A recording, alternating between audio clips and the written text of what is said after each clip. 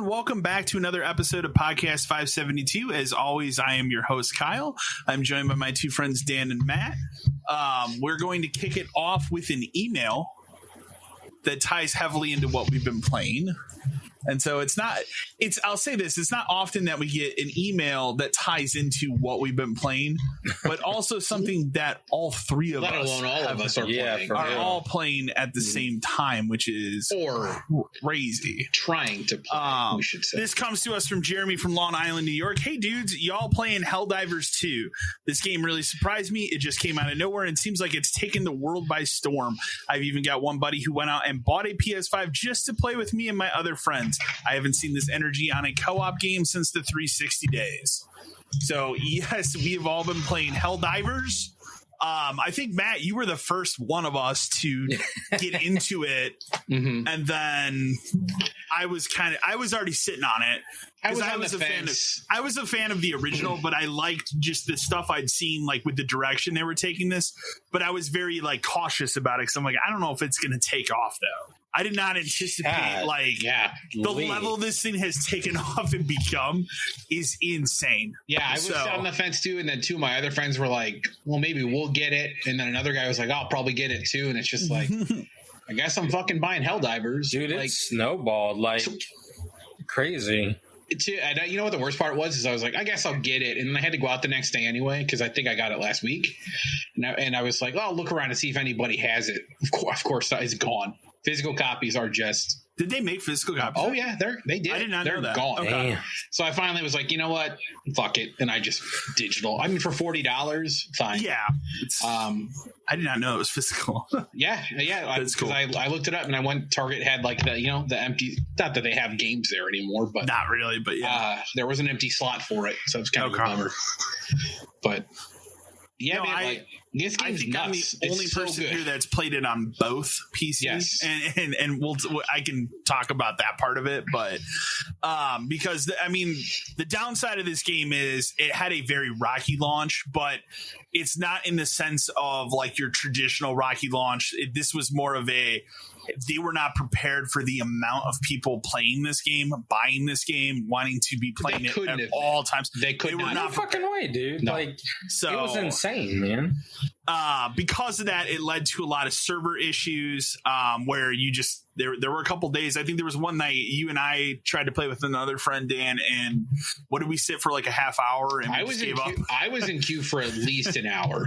And it wasn't happening. No. It's crazy too, because like that queue gets so broken at a certain point where like it can't even show the error code properly. It's so exactly.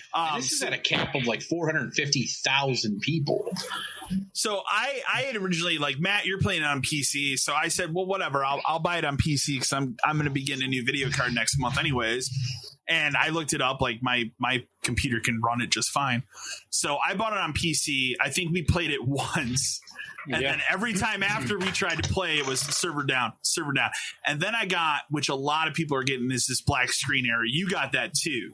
But for me, that was my last straw. And I'm like, all right, if I'm getting a black screen error that I can't, and I went down the rabbit hole of like, delete this configuration file, do this, do that. None of it fixed it.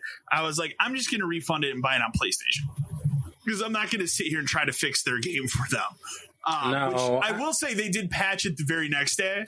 Well, and the thing about it too, like I just read, I think this weekend they threw out another patch that eliminates anybody who's been AFK for like more than 15 minutes. Yeah.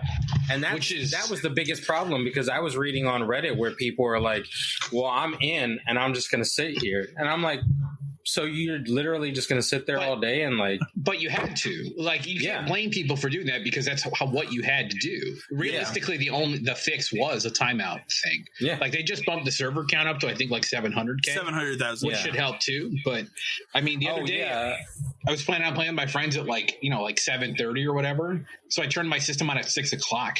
I just let that thing run. And then eventually I got in and I just sat there in my ship. Okay. The octagon of justice. I'll say when you and I played yesterday, Matt, like I loaded right in. You were able to link up on PC ever since I did not have a problem. Yeah, I was gonna say ever since this weekend, I have yet to have an issue like at all. Like I've been getting into quick play games. I've been linking up with other people playing, like moving in between other games too. Like, and the cool thing is like I've been booted from games while in the mission. And then, like, if you load back into your ship, you can join back into that mission. Oh, that's cool. With, like, if you're playing with a friend. So, like, if you were still on and I got booted, once I loaded back up and I joined your lobby, it put me right back into the game. So, like, it's not like... I don't know, man. I'm a huge fan of this game now. Like this game has, like the thing said, somebody went out and bought a PS5 specifically to play this game, and it's the fact that someone's willing to do that is insane. It's a good reason to finally get in if you want to play with your friends. If you're waiting for something specifically, it is. He could have done the smart thing and got it for Suicide Squad, right? Hey, there you go. Which is now, did you see that's down under like 500 players now? I saw it's been destroyed, and Helldivers just can't stop. They can't.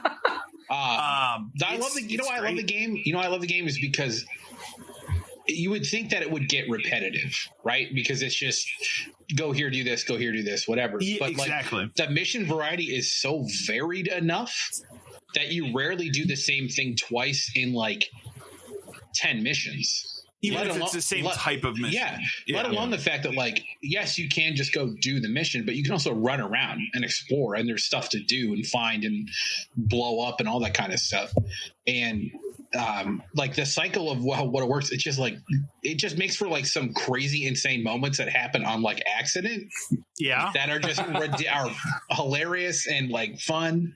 And even if you take the game seriously, like it gets hard.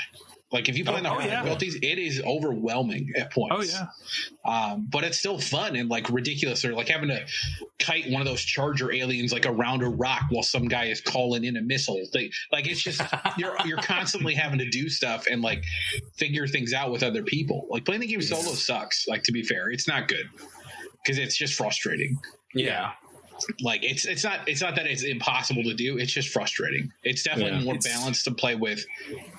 I would say at least 3 people. Like 2 is fine, but I think it needs at least like more people for like just the chaos factor to go up. Golly. For sure. Yeah. I played a mission this morning with a friend, or maybe it was yesterday morning or last night, but we got swarmed by those machines, like Terminator type machines. Yeah. And it was like the most chaotic 10 minutes I've ever played in that game before. But it wasn't like I was frustrated playing in it. It was just like you get overwhelmed and you're trying your hardest to link up to everybody and make sure everybody's doing the same thing. But it's fun. Like even in the chaos and even in like the destruction, it's fun. Like I don't know how many times I've been shot by another teammate. Oh God, I've been one of the first times we played multiplayer. I got nuked from orbit because this guy calls the thing down and boom. And I got that animation where like you go flying across the screen.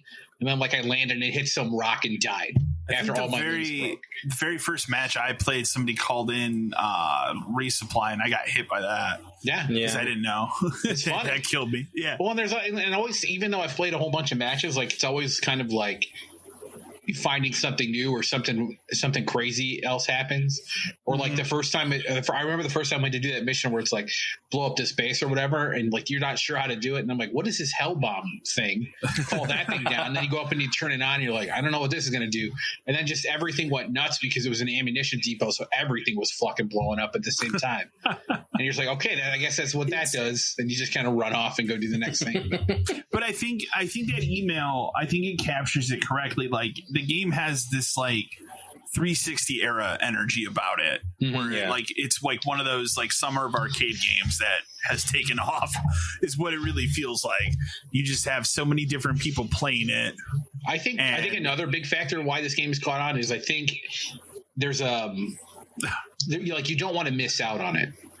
You know, you want to play it now while it's the hot thing and it's great. Like some games you don't necessarily have to do that, but it's the kind of thing where if you wait a couple months and it's going to come back to normal at some point. Oh, right? For where sure. It's going to be an average game that people play. I think I'll be playing it for a long time, especially if they patch it and add stuff. But I don't think you want to miss like the what is happening in this game what's right going now. on right now. Yes. Yeah.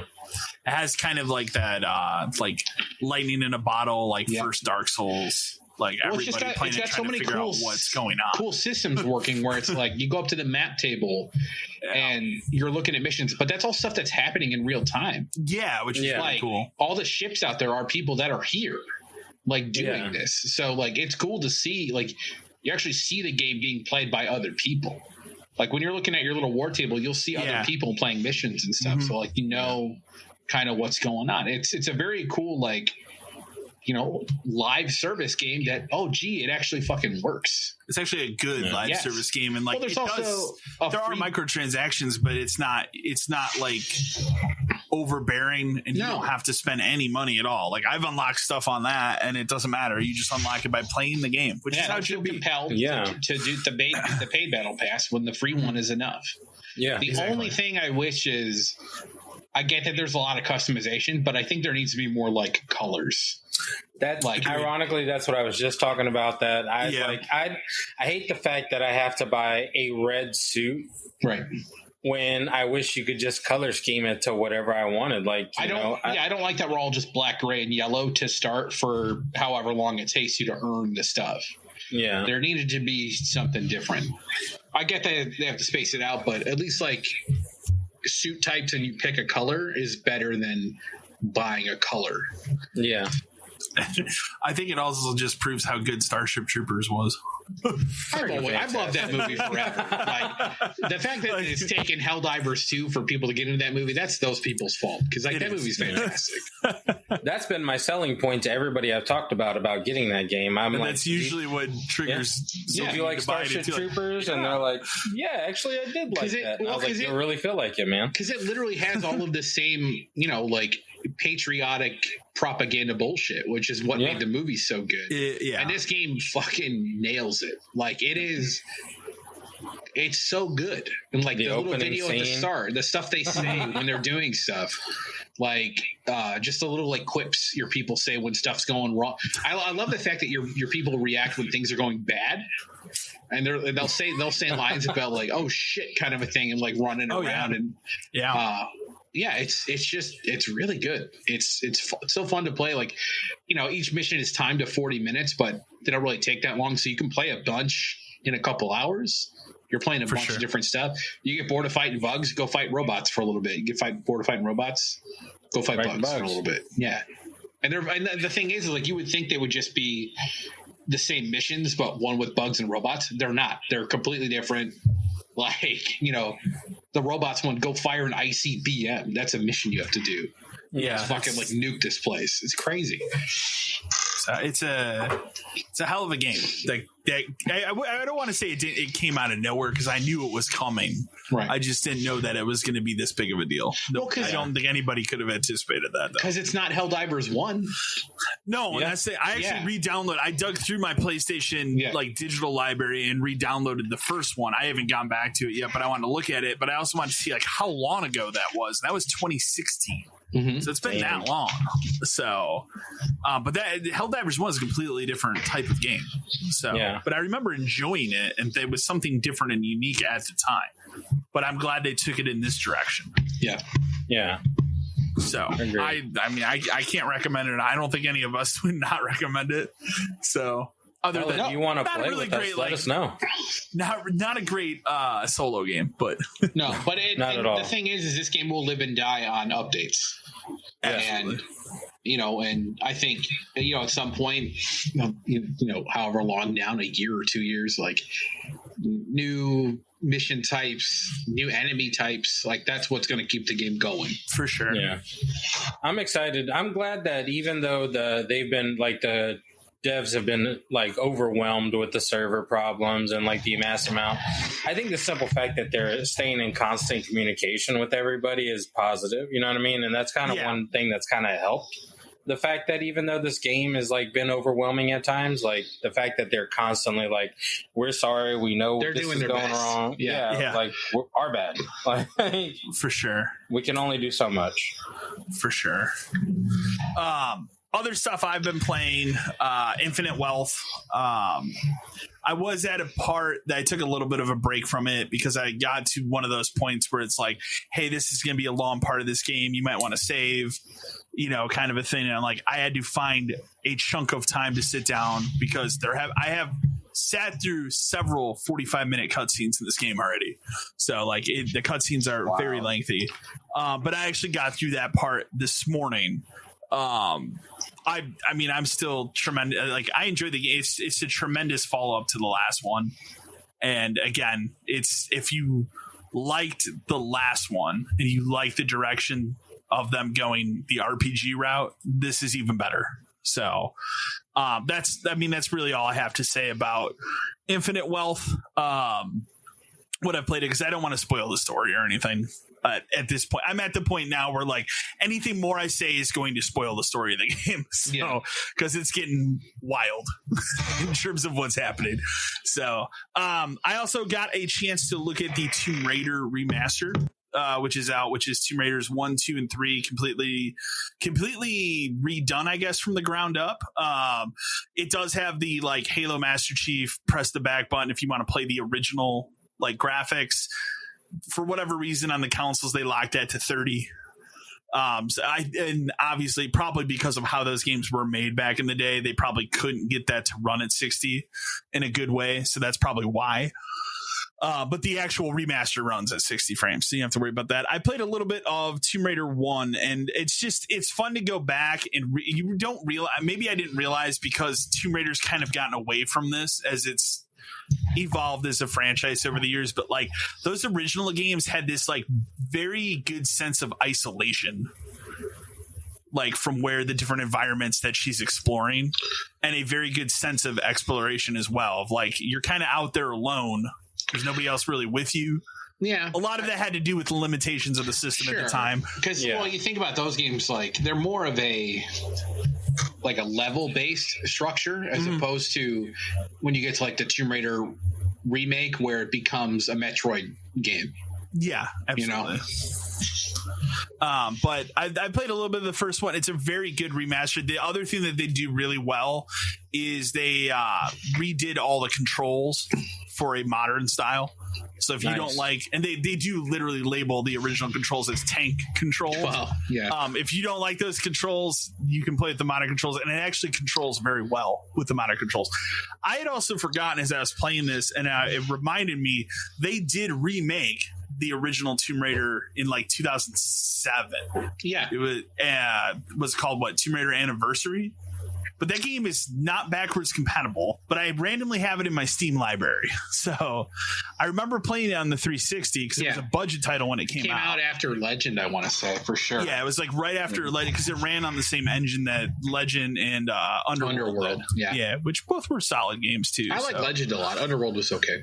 Underworld's okay, and then they obviously took their time off to reboot it. So they also, I don't think I put this in the news, but they did put out a picture of her redesign for what they're working on, and it looks like a modern version of classic Lara. It looks closer to the original what you would think of as opposed to the last one, which I argue is a lot better, but it's fine. And I think you and I have had the same agreement. Like, I don't know if necessarily dumping that Camilla Luddington chick is a good idea, because I thought she was great. She was great in those three games. Yeah. So they could have just continued that into what it is. But again, I don't know what they're doing. Well, I mean, I'm guessing it's probably a soft reboot again, right? Where we're going to kind of ignore. I don't think it's going to be the last three things that happened, or it's just going to be a new. Well, not even necessarily, because that was telling her origin. That's done now.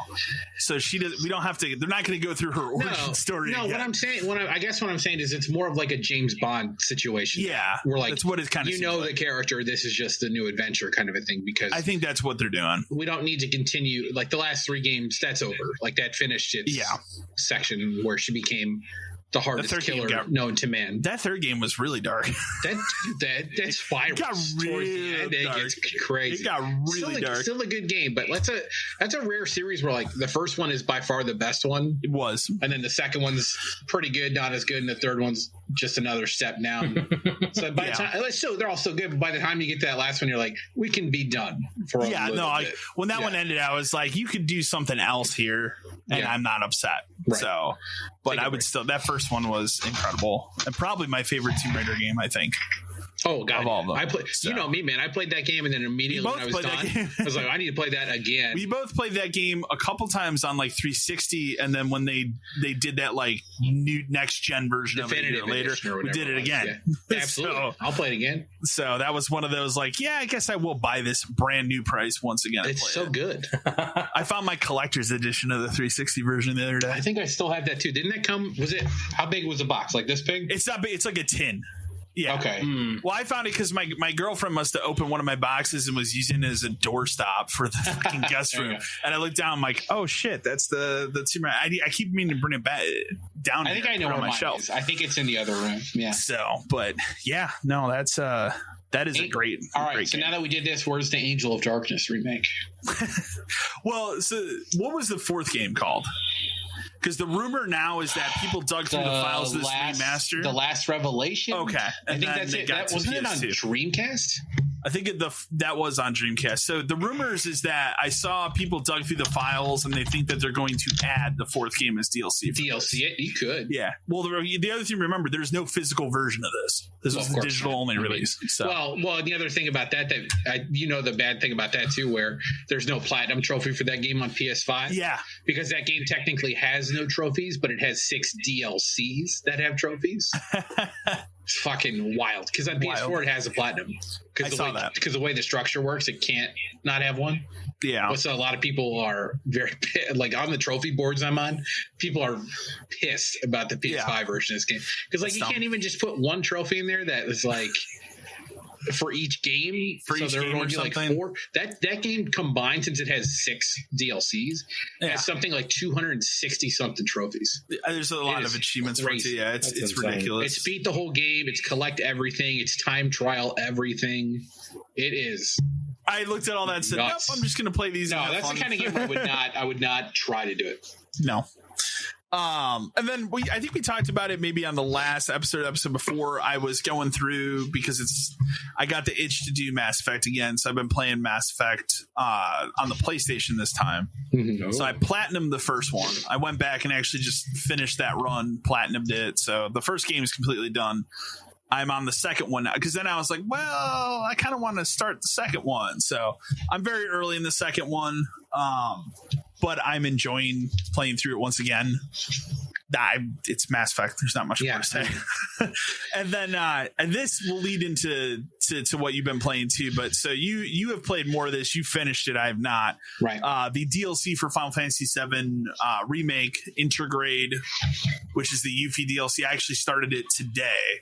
I've only played maybe an hour of it. Yeah. So, but I need to finish it before, what is it, Thursday? What a weird day to put. I don't know. They wanted it to come out on the 29th of February. I think that might be part of it. That's what it is. Yeah. Because that's the only logical explanation to put a game out on Thursday. But I need to finish it before then. But you say it's only like 4 hours to do the story. If you're just going to play it, it's not. Yeah, I'm not going to do all that. It's pretty straight through. I went and did all of the. I have all the trophies for the DLC except for the final one, which I'll talk about in a minute. Okay. But so basically, it's. I like this DLC a lot for the story just because it's a quick little like introduction to her character, I guess you'd say, because like we all know she exists, but in the first game you go through that really bizarre thing where you go into a forest and you run into her and then you have to answer these questions correctly and she joins your team and then you go to Wutai and all that other stuff, but you don't really get a ton of backstory from her other than when you go to Wutai stuff.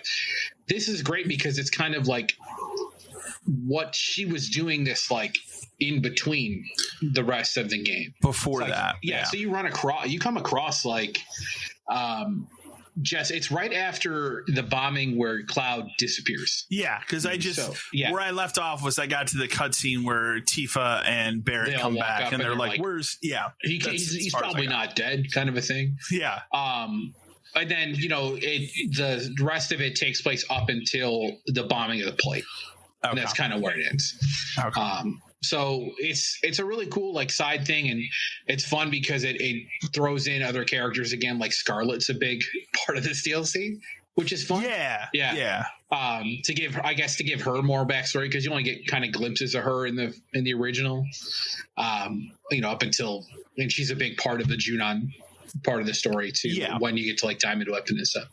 Yeah, it's fun. Like it's the gameplay is interesting because it's the same but different, because she controls very different than she's very different than Cloud and some other characters. Once you learn how she works, she is insanely powerful. And once you get the guy with you and they can do these like synergy things combined, they are crazy. Because isn't that a big part of Rebirth, is this synergy stuff? Yes. Yeah. Yeah. So we'll talk about that in a little bit too, because I did play the rest of that demo. Okay. But so the Yuffie thing, it's funny because I beat it on normal and hard because I had to do that for trophies and stuff. I really didn't think the game was that hard, like in terms of the story content and stuff you do, because again, they're wildly powerful. And as long as you do it correctly I haven't had any problems with battles or anything. No, you don't. And to be fair, like you start at level 25 and you level up faster, and they give you different materia that helps you level faster in this. But I was really excited for the story, and then to see, it gives you more of a reason for why she joins you in the first place. Yeah. Like there is a backstory to why she cares and what she's doing. So that was fun. The only trophy I haven't beaten is, this game has a weird thing where when you beat the DLC, it unlocks a fight in the main game. Okay. Because, in theory, this is before the end of the main game. So it kind of makes sense. Sure. It unlocks like a VR mission fight against Weiss, who's like, that fight, I've tried it twice so far, and I just clearly have to go in and like restructure myself, but it is insane. He nonstop attacks. He's constant, and he's always going like, he has two different attacks. You kind of have to like block them certain ways. It almost turns into, it's not as bad as this, but like a Dark Souls fight where it's like you have to do it correctly. And there's only really you have to know the pattern, basically. Yes, and you have to be able to react to the pattern pretty quick. And then not only that, but you have to be geared properly. And then not only that, you have to do it properly. Because it's all about staggering this guy. It's not about it's not about living, because you're not going to live super long. It's about getting him to a point where you can blitz him to death. So I gotta get that done in the next couple days. We'll see if I give me flashbacks of I think of the two fuckers in the first Dark Souls, like the sun and the moon guy. Yeah, the twins. That boss fight. You constantly have to be like paying attention. You have to be paying attention to one of them or the other way. You have to react to one attack one way and one attack a different way. If you mess it up, it's going to hurt. Exactly. So, but it's interesting that they let you play that fight with like Cloud and Tifa and stuff. It's kind of a weird thing for them to do. But yeah. So but other than that, like the story for that is done. But then I did play the second part of the demo, which again, told myself I wasn't gonna, but of course I'm going to. But the reason I really wanted to play this one as opposed to the last one is this is where they finally kind of show you some of the open world stuff. Okay. And like what it's going to be like. They do even say, like when you boot it, like this is a very trimmed down version of it, and we're going to kind of show you some highlights. We're not going to ruin it for you. So I got to ride my chocobo. I got to see Red ride his chocobo, which still looks real fucking weird. It's so weird. It's so weird. It's like right after you're leading up to the fishing village. You know what I'm talking about? Where it's like under Junon and you have to do like the dolphin stuff. Yeah. Okay. So I don't remember the name of it. It's getting from the mine to this place. Okay. So but they give you like an area to explore, and then there's like little, I guess you would call them hunts, where it's like fight these certain enemies and fight them certain ways. And as you're fighting, whoever three people you are, the other two people are there. They're kind of walking around, like around the outside of like where you're fighting. So it's kind of neat that you get to see them. Yeah.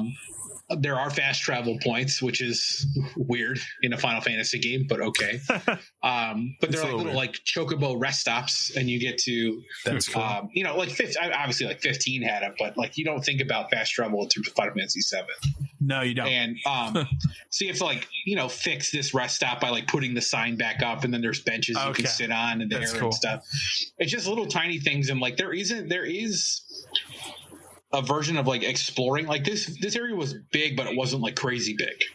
Sure. So I don't know how big an area can be, but there are places you can walk around and you can just kind of look at stuff, and there's just you can walk down here. There's nothing to do down here, but you can walk down here if you want. There's like crafting materials and stuff to find, so you can like make potions. You can make potions that heal everybody at the same time. You can do like one that's like a mix of a potion and an ether at the same time by like getting these materials and making stuff. And then of course, like you have a level of making stuff, so you can level that up by making stuff. Like there's a lot of systems going on as usual. I think there was even like a thing where you can kind of like, I don't know. I didn't mess around with it too much, but like you can kind of like make materia. Okay. Or like you like fuse things where like you can make one that's like, instead of just having fire or ice, it's fire and ice. Oh, that's in one slot, which is really cool. So tell me about the synergy. Well, that's just basically it's just everybody has like dual attacks and stuff they can do. So you can that's its own button now on the controller, which was tough to get used to having played the last game not too long ago and learning all that stuff. That's gonna be a little weird. Yeah, it's a little weird, but everything takes time. And to be fair, this is I don't want to say like a decent part way through the game, but it's farther than the beginning. So like you're supposed to be at a certain point by this. But basically you're running through this little area, and then eventually you make it to like the little fishing village, and you get another little cutscene about it. And I won't say too much about what happens in there, but eventually that ends with the fight against that like terror of the deep enemy, that like giant fish enemy thing that comes up. That's the final fight of that area, and that fight's pretty nuts, which is cool because like it's got a lot of different mechanics for it. But I'm so excited for this game. I'm most excited to see the Gold Saucer. Me too. And Costa del Sol. Oh yeah, I mean, well, that's the thing everybody's losing their minds about. Everybody's losing their minds because of Tifa in a bikini. The bikini, I've seen nothing but memes of that all week. That's all anyone cares about. I am super excited for that. It's just everything about it. Like it's, the reviews are, I don't want to say all over the place, but like there's 8s and 9s and obviously 10s floating around. Like there are some people complaining about like the one I hated the most was this game was never supposed to be this long. Well, then maybe it's not for you then. Like, I want this game to be as long as possible. Yeah, like it doesn't. All they're doing is they're fleshing out the story of that game, right, in a more modern sense. What if they had never made the first one? Wouldn't this be? This would just would that matter? Yeah. This would just be par for the course for every other game series that's ever released. If this game had never existed before. If they're going to expand it at this level, it now makes more sense why it's a 3-part game. Yes. Oh God, yeah. One. Just a little part I played makes sense as to why it's so fucking big. I mean, for years we've made fun of them splitting it into multiple parts, but now it makes it's sense. Still kind of funny, but it is funny when you see it in action and see it realized, and like even just the demo part I played. Like, yeah, I kind of get it. And they did shoot themselves in the foot calling the first part remake. That was a mistake. That was a mistake. Now it's Rebirth and like no, that'll get retconned when they finally. Is that the last one? Revengeance or Resident Evil. There you go. I think they'll retcon that first one when they finally have all of them out and they can release it as a package. I think they will too. On 6 discs or whatever it's going to be on. There you go. Yeah, man. Like, it's close. I had remembered that I had bought because when Remake came out, that was like right at the start of the pandemic. I wasn't like 2 days after the pandemic technically kind of started, where we were all sent home. When the first one came out. Right in there, wasn't it? It was right in there to the point that it was difficult if you had ordered like on Amazon to get a physical copy. So I bought that game digitally.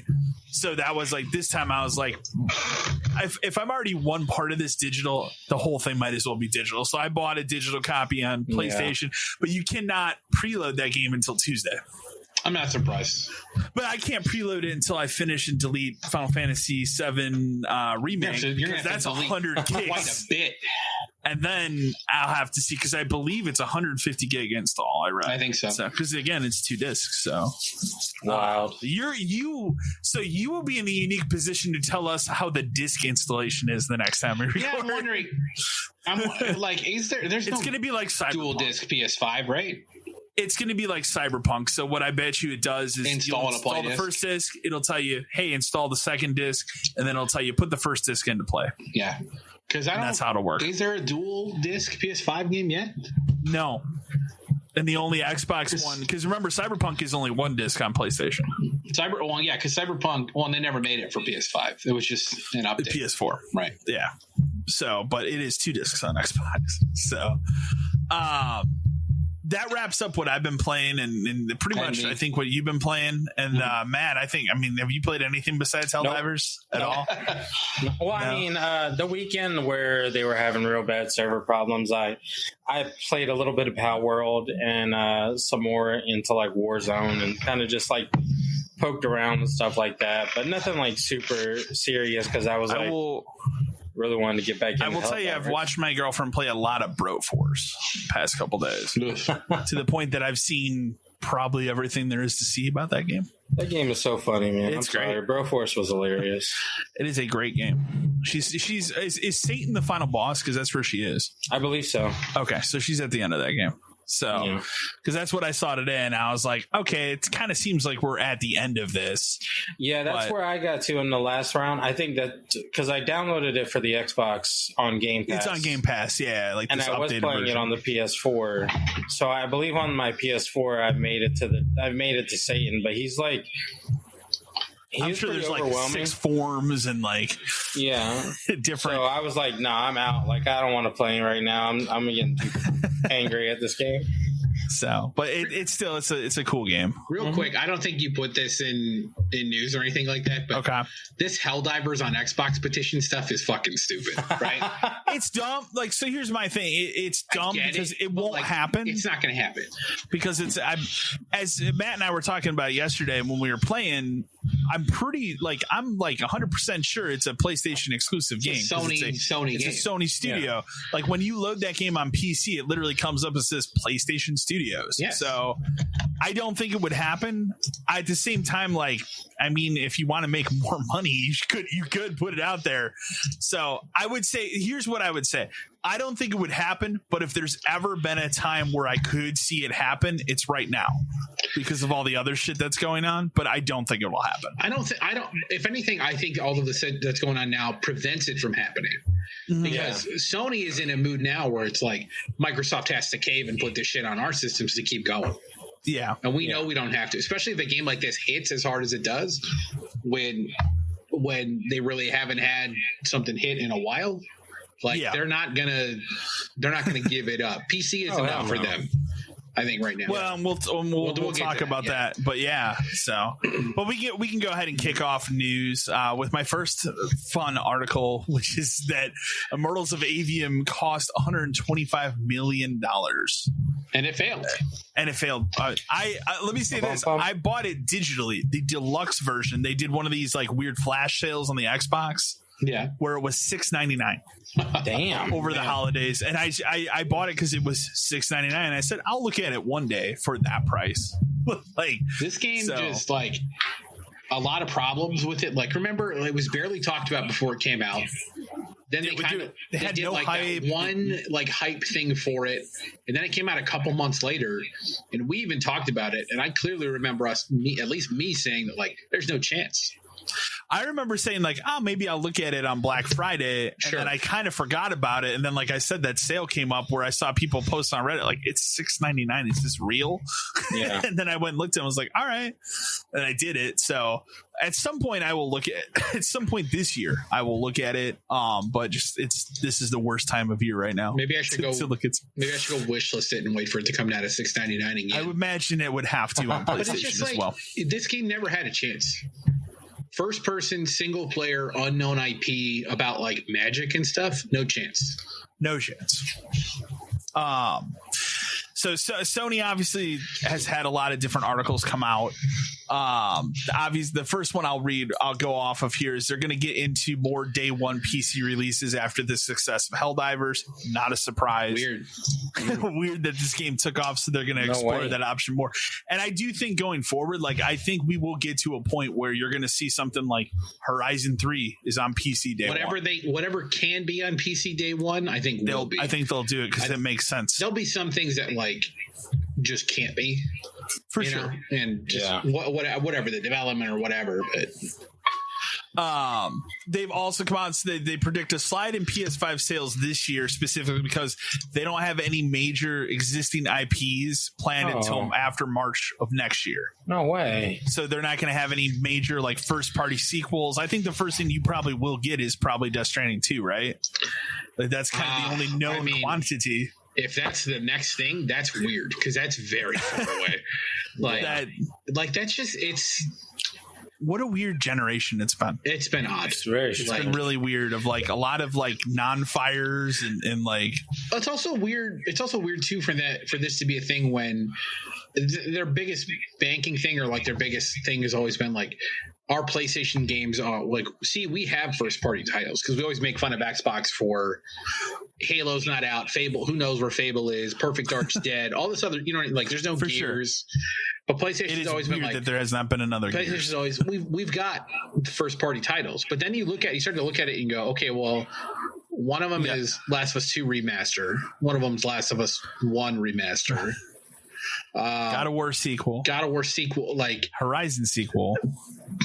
Do they really have that many first party titles? Like your next game is Rise of Ronin. That would be first party. But like we're stretching to find like actual first party stuff. And I think when you think of first party stuff, you think of like where's Ratchet and Clank? Where's Ratchet and Clank did not do well, the last one. But that's not going to prevent that game from existing. No, they'll make it. And it's because that, Spider-Man, like they moved Insomniac to Spider-Man 2. Where's Infamous? Stuck on the PS4 launch? That's where Infamous is. That was the last one, right? Yes. That was the Second Son, which is the last Infamous game. If you don't count First Light, because it's basically that game. But it's weird, but at the same time, it makes sense because they're just the Marvel studio now. So now they're the Wolverine. Now they're on Wolverine and stuff. It's just, where's Resistance? Well, it's dead now because they were making Horizon. Like, they used to be the studio that had all this stuff. Remember when people couldn't wait for Gran Turismo games? And now it's like that's the one thing that Microsoft has kind of stolen from them. They did. They stole racing, like in a very big way. But GT games kind of come and go, and they're delayed to hell. And on the PS3, we released one that was a fucking demo for full price, and then never put out the game for years. Then they had Drive Club, which is not Gran Turismo, but it was a very big misfire for a while. I forget about Drive Club because it was just such a miss. That was supposed to hold people over for Gran Turismo. Now it's they're still talking about like, well, we're still evaluating what live service games are. It's like Helldivers is a good example of what it can be. But I think it's going to prove to them that this is all we should do, and they're going to fuck up the other way. Because remember, the other big reason Helldivers is a success is because it's $40. Yeah, it's half the price of a game. It is. It's not a full $70. That would have been a bigger pill to swallow. I think this game is worth $70. Oh, I do too. Like that's the thing. Like I find more value in this game than some other big $70 games I've purchased in last year. $40. Yeah, well, and this should have been $70. Destined to be 40 pretty soon. God, man, it's just it's the not having first party stuff and coming out and saying we're not going to have it until 25. Weird move. That's so far away. So strange. Weird move. Especially with the Final Fantasy VII thing, like, are we even sure that that's locked on PlayStation anymore? That stupid trailer said for 3 months. But does that mean PC? I would imagine that means PC. It's got to mean PC. I am surprised that we've gotten this far into like Microsoft repairing their broken relationship with Square, and they have not announced Final Fantasy VII Remake coming to Game Pass or something. Like putting it out. Maybe you don't do that until after the second one's out. Maybe.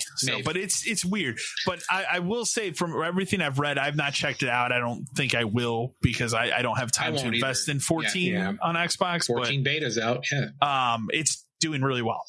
I'm sure it is. I mean, and it plays really well, but it should. We're talking about next gen system. A PC game from 8 years ago. Like, I'm sure it's not longer, but the thing that, at least with PlayStation, the thing that they can at least fall back and rely on are third party games that don't come to the Xbox. They have a lot of that. So a lot of it, like my next news article, which is East 10 Nordics is set for a fall 2024 release. I'm excited.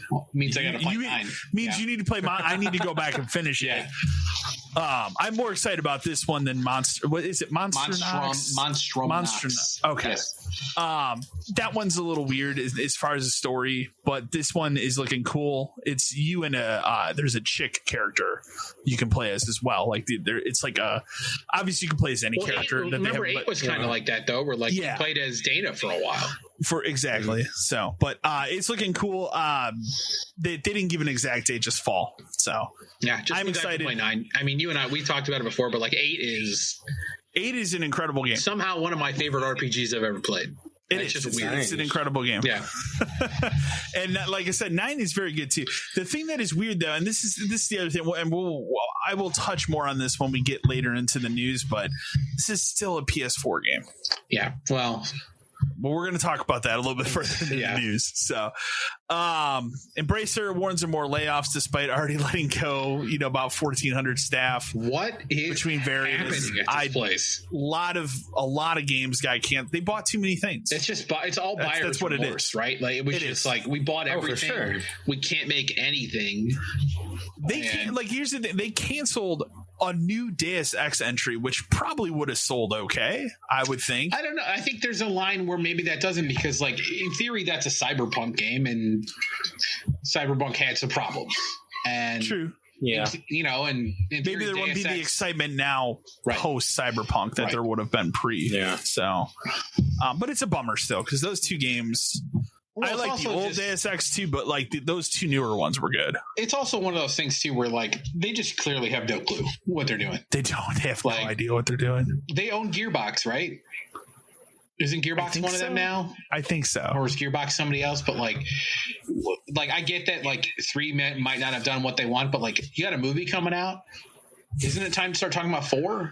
4 has to exist. Weird. I'm sure it's being worked on.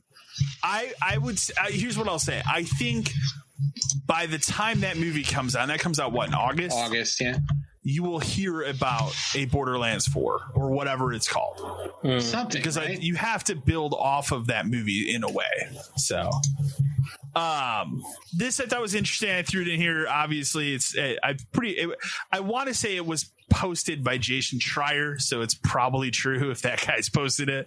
Nintendo Switch 2 has reportedly been delayed to early months of 2025, which means probably March of next year. Sure. Yeah. That puts it at what? That puts it at what? 8 years?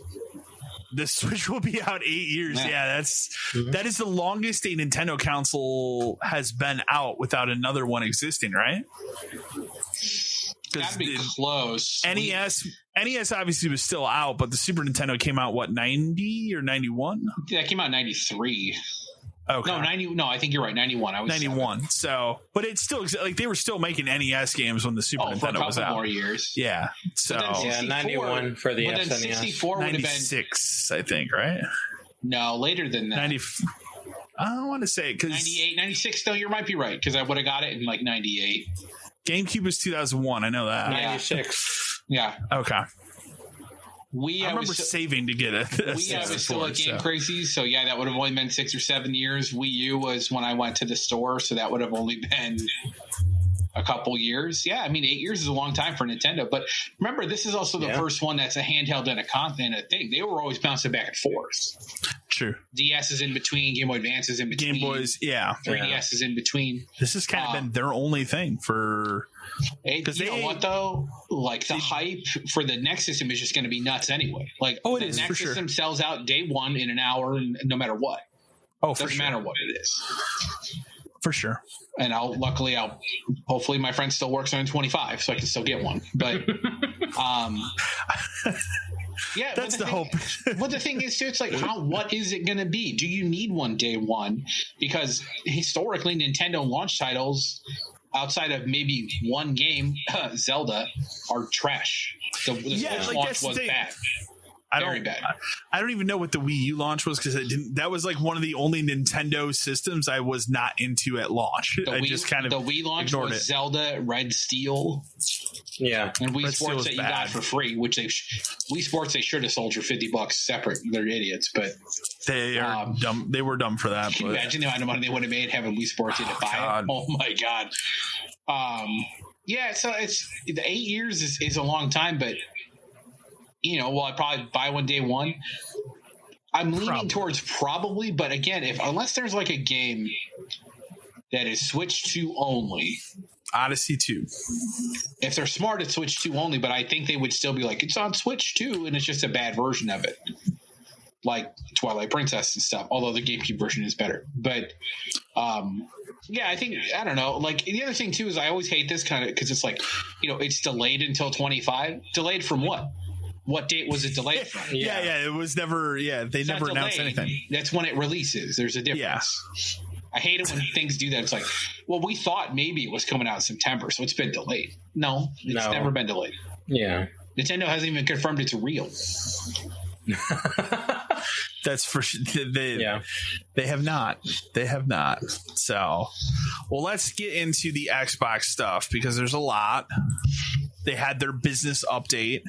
And it was the business update was really a bunch of nothing, honestly. Like not what people want. Like it was not the doom and gloom people expected, or the industry seemed like they even wanted it. There was a lot of people out there that just really seemed like they wanted it to be the end. For I don't know why, but yeah,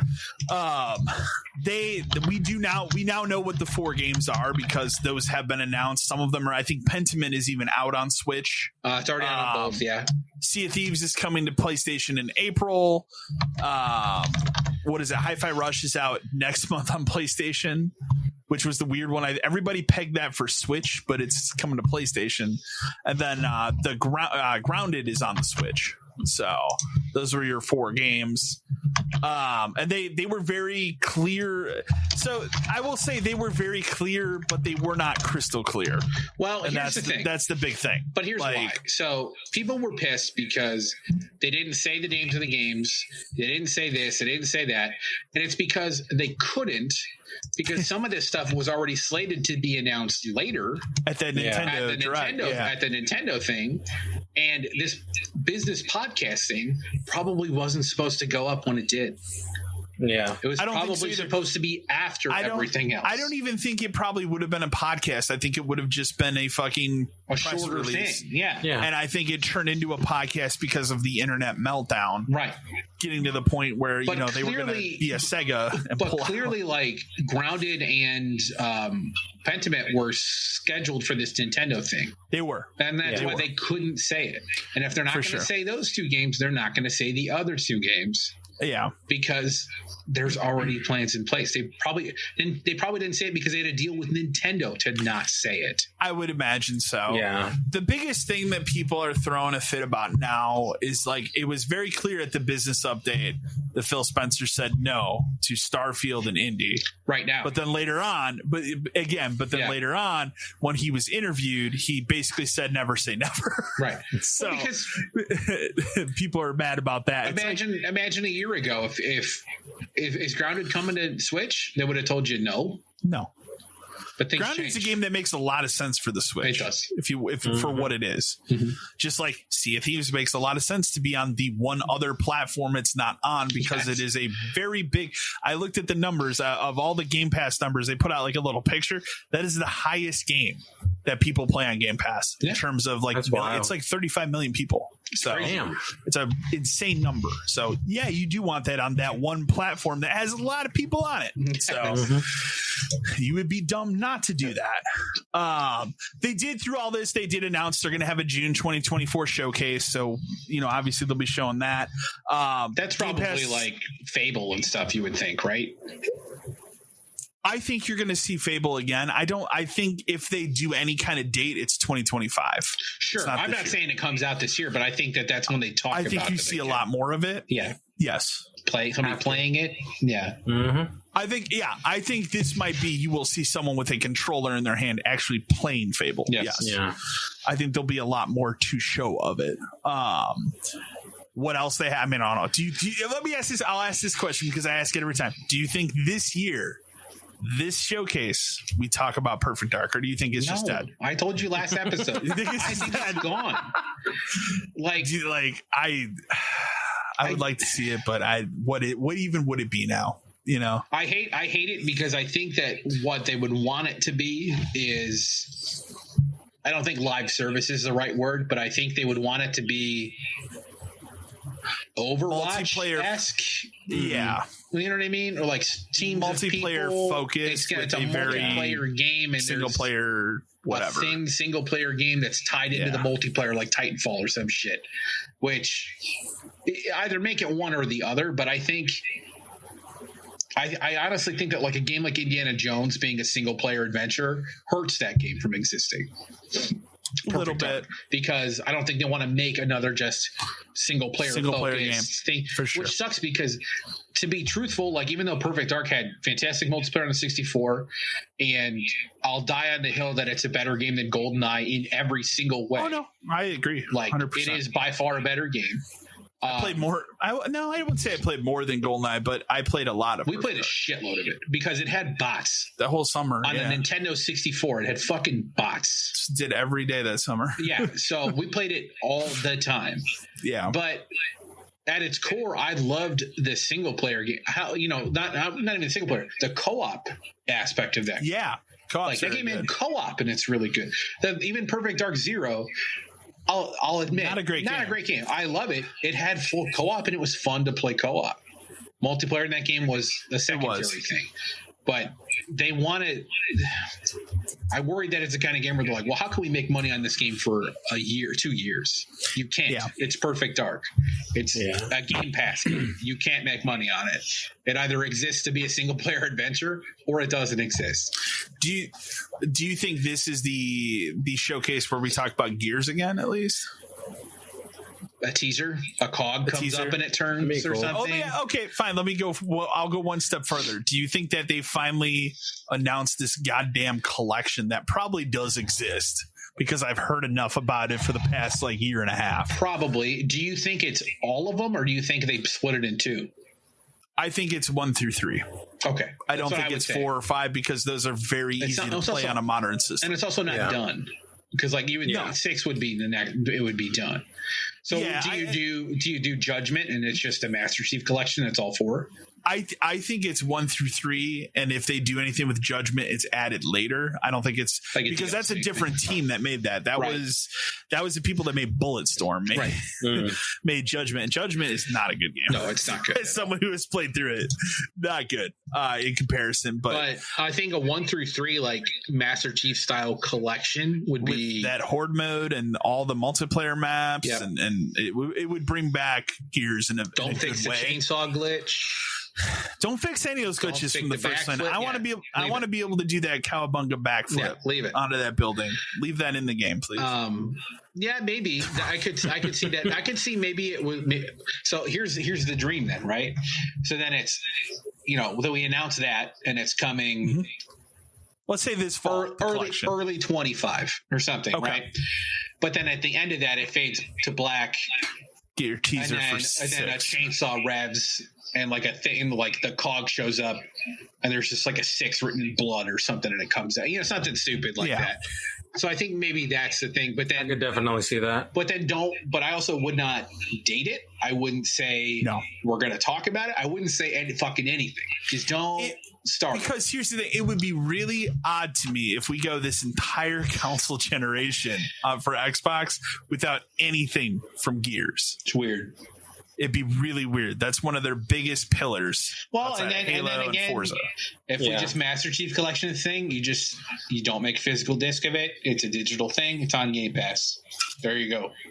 Yeah, and that's want to buy again, separate for a lot of people. fine. For a lot of people, that's a big sell to get Game Pass if you don't have it. Oh, I love Gears of War 10 years ago I'm or at whatever. the point now, like we've discussed this enough, and like I'm just kind of over it, man. Like just digital Game Pass, fine. It's fine. If that's what your system is, and that's what your system is. It's fine.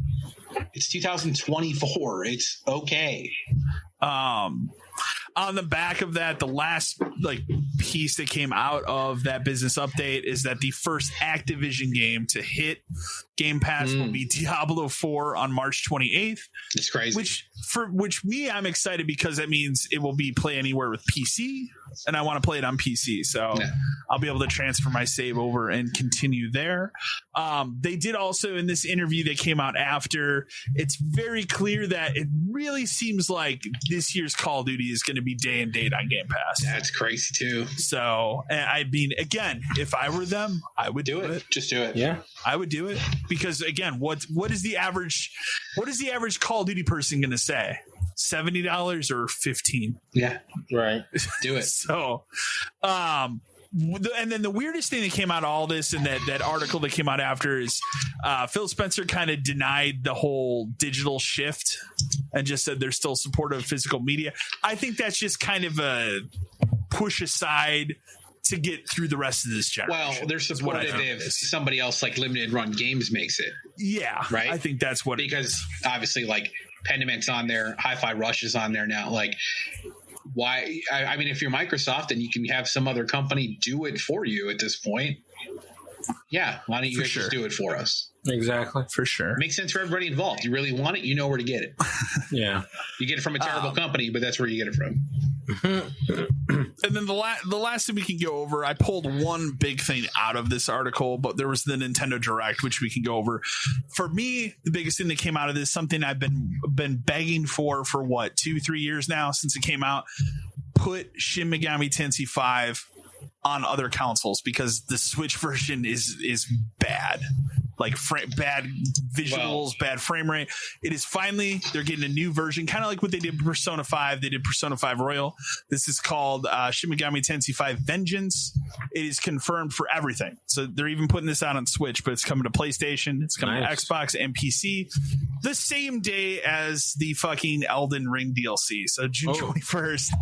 I'm not going to play that Elden Ring DLC right away anyways. So, but June 21st is when it comes out. So I am super excited to finally play that game. I played my most played 3DS game was Shin Megami Tensei 4. I put a shit ton of time into that game. It's an amazing RPG. So I finally will get to play that. But we can go over what was at the Nintendo Direct. This wasn't your standard Nintendo Direct. Like this was all third-party stuff. I laughed because I was reading like reactions to it, and everybody, or like predictions for it on some like, you know, like stupid Facebook groups I'm in, and they're like, "What do you predict's going to be at this thing?" And everybody's like, "Zelda, Mario." It's like, boy, are you going to be disappointed because you're not paying attention to what's happening. Exactly. Like, exactly. This is specifically for other things. So obviously we've already talked about those Xbox games like Grounded and Pentiment are coming to the Switch. Ender Magnolia. It's set within the world of that Ender Lilies game. I don't know if you ever looked at that game. It's a Metroidvania. It looks pretty cool. What is this? Like, there's a lot of weird stuff. Yeah. A Ranger role puzzling adventure. One that's in here that I am excited about. I actually do have this reserved, a physical copy because it's an Atlas game. Unicorn Overlord. Looks really cool. It's out March 8th. Looks neat. I need to play the demo. So there's a demo that came out. It's out on the demo's out on everything. It's not, and this game is out on everything. I saw it on it's the not PlayStation. just Switch. Yeah. So I need to play it. But I'm actually really looking forward to that. It's just at a weird time because, of course, it's like 2 weeks after Rebirth and 2 weeks before fucking Dragon's Dogma. So, but that's a game I'm gonna get because it's an Atlas game and put on my shelf and play later because that's going to dry up fast. You know that. Monster Hunter Stories, the spinoff of Monster Hunter, it's also coming to PS4 and PC that's as a well. cool one, like for the 3DS one to come on like PS4 and stuff. Like, It's all just building hype for the new Monster Hunter game. One that I would have never expected that was just kind of thrown in here. Yeah, this is weird. And I laughed at when I saw, but like it's good because it was an interesting game. Is Epic Mickey rebrushed? So they're doing a remaster of that, which like that was an interesting game when it came out. The only problem I have with this game is like, is this going to be full price? I would be surprised. It better not be. For a remake of a Wii game from 2010, it better not be. I would be surprised, but we'll see. I already talked about Shin Megami. The other big one that people are really excited about, but there has been some scuttle about this too. Star Wars Battlefront Classic Collection. So these are the original Battlefront 2, complete with online like 64 player multiplayer. I did read that the company behind this remaster may or may not have lifted some mods and put them into this game. So there's some scuttle about that. But putting that aside, people love those original Battlefront games. It's going to sell like crazy. It's not full price either. No. I believe it's like 40 or 50. It's going to sell like crazy. I think it'll be very popular for 3 to 6 months. And then certain people will keep paying for it. And for sure. New Sword Art Online game. I'm excited about a new Gundam Breaker game because I like Gundam, so I'll check that out. That is also on PlayStation. What is Super Monkey Ball Banana Rumble? Is that it's a new game, isn't Switch only new Monkey Ball game, Switch only. I did see World of Goo 2, which is exclusive to the Switch. Sure. It's kind of interesting. And then that new Fantasy Life game, I should say, because they made one, but this is Fantasy Life I, the girl who steals time. Sure. It's a weird title for that. The Dark Souls with a crab game, which I'm going to point out, this game is also a Game Pass game, day and date. So nice. Okay. It's called Another Crab's Treasure, and that's I took the trailer, I sent it to my girlfriend. She's like, "What is this?" And I said, "Dark Souls with a crab." So she might check that out since it's on Game Pass. Penny's Big Breakaway, which I read later, is apparently it's from the makers of Sonic Mania. So yeah. There was a trailer for that at something a while ago. It looks fun. Okay. Yeah. Those guys clearly know how to make like colorful, fun, well-made games. So, and some of these I'm just going to skip over because they're very little. But one of the other big ones, Contra Operation Galaga. Yeah. Which, like, do you have any excitement about a new Contra game? It's like it's supposed to be like the first one, like if they made it now. Yeah. Okay. Sure. It's on everything too. To point out, it's not just a Switch game. Yeah. They announced the next titles that are coming to Nintendo's online, which, I mean, we have Battletoads. Hey, I love RC Pro-Am, dude. RC Pro-Am is a good one. Killer Instinct, the first one. If you have Blast the 64 pack, Blast Corp is cool. Yeah. And then Snake Rattle and Roll. But what about the other one they announced, Kyle? Oh, in Japan? A different region. Japan gets Mother 3. Of course they do. But not here. No. We're not going to pay to translate that, and we're not going to just pay the people who made the free translation, the people who said we could have it for free. We're not going to do that. So. And then the other last thing that got announced that I think is cool, but we'll see how it runs on the Switch now. A new Endless Ocean. Endless Ocean Luminous. Those games are neat. Like, they're cool to just really like. It's a very chill. I think that's something my kids would really like. I will definitely probably check it out. Yeah. So I don't know about the online component of that. That's cool though. But it's cool that it has like see other people like hanging out. Yeah. Like so.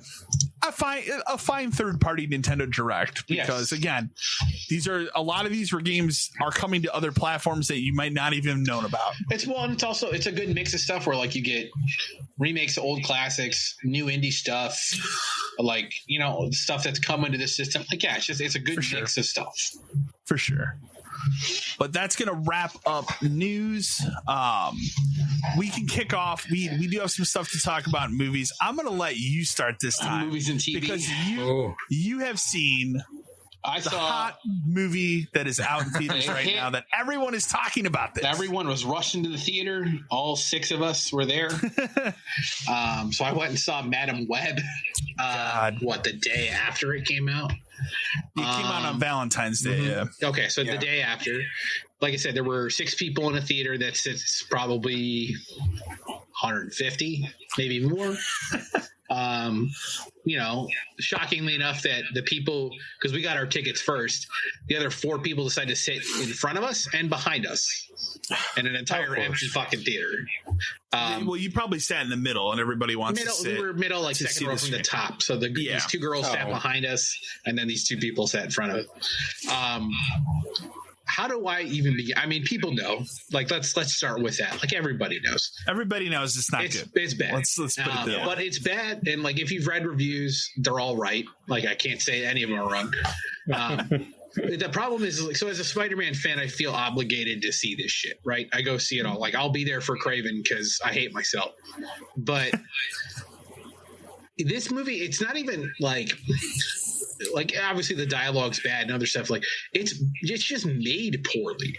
It's you know what I mean? Like, it's bad from a production standpoint. I've heard that the script is unintelligible, terrible. Specifically, the ADR they use on the bad guy is incredibly noticeable. It's bad because it doesn't sound like he's there.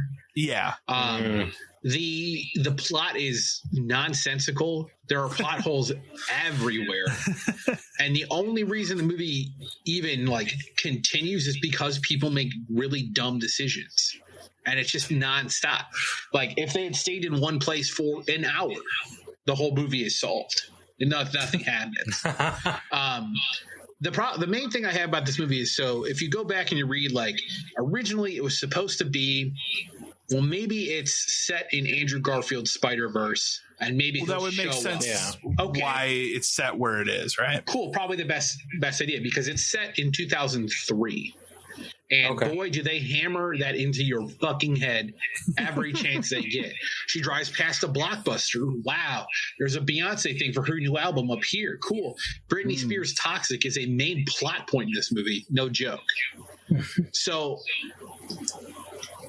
but then it got rewritten to remove anything. Like, there's no Spider-Man. Well, but did it? Because the game the movie cannot help itself. It has to get in its own way.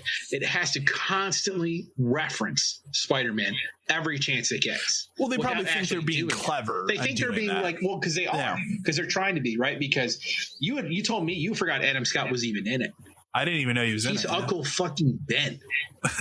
Damn. It's crazy because, like, but the thing is they don't say it, right? You know what I mean? Like, they probably just say his name is Ben once. His name is Ben. They don't say his last name. Okay. They insinuate that he and they used to date at one point, but now he's seeing someone serious. And then she asks him what her name is. He doesn't say it, because if he says May, then that ticks it in your head, right? Yeah. But don't worry. Then they go to his sister-in-law's baby shower. Oh, gee, what's her name? Mary. Oh, what's her husband's name? Richard. Oh, gee, aren't those Peter Parker's parents? That's weird. Then they play a baby naming game. And just as they get to her, like, what do you think the name's going to be? Before she could say Peter, the scene's over too. Of course. And then it gets to a point where, like, at this point, like, it's so obvious, but then they have to hammer it in even further with a throwaway line at the end of the movie because they cannot help themselves. So do you want to be a Spider-Man movie or not? Make a choice. Is it true that, and I mean, we'll say this is a spoiler for the movie, but at this point, I don't think people care. Abound because no one should care. Is it true that the main bad guy is killed by a Pepsi sign? Yes, it is. From the S in Pepsi. And does that Pepsi sign also paralyze her? Yes and no. She gets hit in the face with a firework because at this old Pepsi factory, they're storing boxes of fireworks. What the fuck? Okay. And they shoot them. They throw flares in all these boxes of fireworks. Because that's what they have in Pepsi, yes, that's factories. Where I would keep mine, is an old Pepsi Cola factory. In 2003, this movie hammers it into you that this is a movie bought or paid for by Pepsi. At one point, they drink some rad 2003 Mountain Dew Code Reds out of the vending machine. And they've got the little old can and all that kind of stuff. Awesome. It's crazy. And then they recut that trailer, like the second one, to show all the girls in their spider suits, right? Yeah. And being spider people. That never happens because they don't even have powers in this movie. The only time they're seen in their suits is in potential flash forward scenarios, one of which is a dream. and they're in them for maybe less than 2 minutes. So maybe the big selling point, being Sydney Sweeney in a Spider-Man outfit, is not really in the movie. It barely happens. That's bad. It is mind-numbing the things that have to happen in this movie for it to progress forward. There are 2 specific instances where I looked at my buddy and I was like, how is this possible? So, for instance, she takes these girls and she makes them hide in the forest so that this guy can't find her because he has access to cameras everywhere, right? In 2003, man. In 2003, he has technology from now. She tells him, wait here, I'll be back. She leaves. They decide, we're hungry. I saw a diner. Let's cut through this forest or park or wherever they are. I don't know because I blacked out. They walk from where they are to this diner. And they get in the diner and they're eating and they're having a good time. They decide to dance on the table for some high school boys because that's what 3 girls on the run from a killer would do in a diner. Right? Especially the shy one who does not even want to do anything. She has no problem tying her shirt up and getting on the table. Makes no sense at all. Which one's the shy one? Sydney Sweeney. Well, of course, that makes sense. Because we have to play against her, right? Yeah. So, fantastic. While they're in there, some guy recognizes them from the paper and calls the cops. The guy intercepts his stuff. He's on his way to find them. He's going to kill them all. It is very important to note that Britney Spears' Toxic is playing on the jukebox in here because it has to. Of course. So she shows up at the park to get him, and they're not there. And she has this vision of him killing them all to Britney Spears' Toxic. Fine. Amazing. The movie is also shockingly violent at points because you watch them die a couple times. Okay. So as she's standing in this park being like, oh, fuck, Britney Spears' Toxic comes on the radio. And to make sure that it's 2003 one more time, the DJ on the radio says something like, this song's going to be a hit. I can just feel it. Like, fuck off. Who wrote this fucking movie? Like, it's crazy. But somehow it takes her longer to drive to the diner in a car than it took for them to walk from the park to the diner. Jeez. So that she could stop it. God. What are we doing? And then there's another thing where she has to leave the country to go see the spider people where her mom died. That is a true statement. She leaves them with Uncle Ben and basically just says, like, keep him here for a week. Don't let him go outside. Fine. Mary goes into labor. Instead of telling 3 girls in their late teens, early 20s probably, hey, do me a favor, stay home in the basement for Don't like go anywhere. 4 hours, right? Yeah. No, everybody get in the car. Let's go. And of course, getting in the car, one of them gets seen on a camera, and that's how he finds them. Man. They couldn't just stay at home because he can't protect them anyway. So why is he bringing them with him? The man has spider powers. He's going to kill everyone. So what? It doesn't matter if he's here does or he there. have spider powers, but he can't move up walls? He can walk on walls and stuff. That's it. Oh, God. He has no webs. He clearly doesn't have spider sense because he gets hit by a car twice. What a lame Spider-Man. Well, he in the comics he's similar but much different. You know what I mean? Like he is in a weird way. He's like a kind of a mentor, but he is a bad guy, kind of a thing. But we're like scraping the bottom of the barrel for a villain like this, right? If you're setting a movie within like a Spider-Man ball, where like everything is Spider-Man only, it's fine. He's fine. Okay. Madam Web is important too. The three Spider Girls is a bit much, even though yes, it did happen. You probably could have got away with just Sydney Sweeney. You probably didn't need 3 of them. But like the whole movie is clearly set up to be like, we're going to set up a sequel with all 3. No, that ain't happening. I can tell you right now. Oh, that's not happening. No. Dakota Johnson, I don't even think she knows what movie she was in. She fired her agent after making this movie. I read something about that. Maybe that's not 100% true. But like it just is, the timing is weird. But my thing on that is you have to imagine that when she was approached to do this, all that was told was, "Hey, you want to be in a Marvel movie, MCU?" Yeah. And what actor or actress out there is going to deny wanting to be in that? Well, there's some people that would say no, and then did this and found out, oh, this is a Sony one. Well, and to her not knowing, to her credit, I do think that the movie was much different than when she signed on. Yeah, probably. Like, you know what I mean? Like, apparently it's been a nightmare, but if you're in the Spider universe, the Morbius verse, Get the fuck out. Like, abandon shit. The only person who it's not going to kill is Venom. Yeah. That's the only, even though I can't tell you what the plot of Venom 3 could even possibly be. I don't know. Because he fucking killed Carnage in 2. I didn't watch 2. So. He ate him.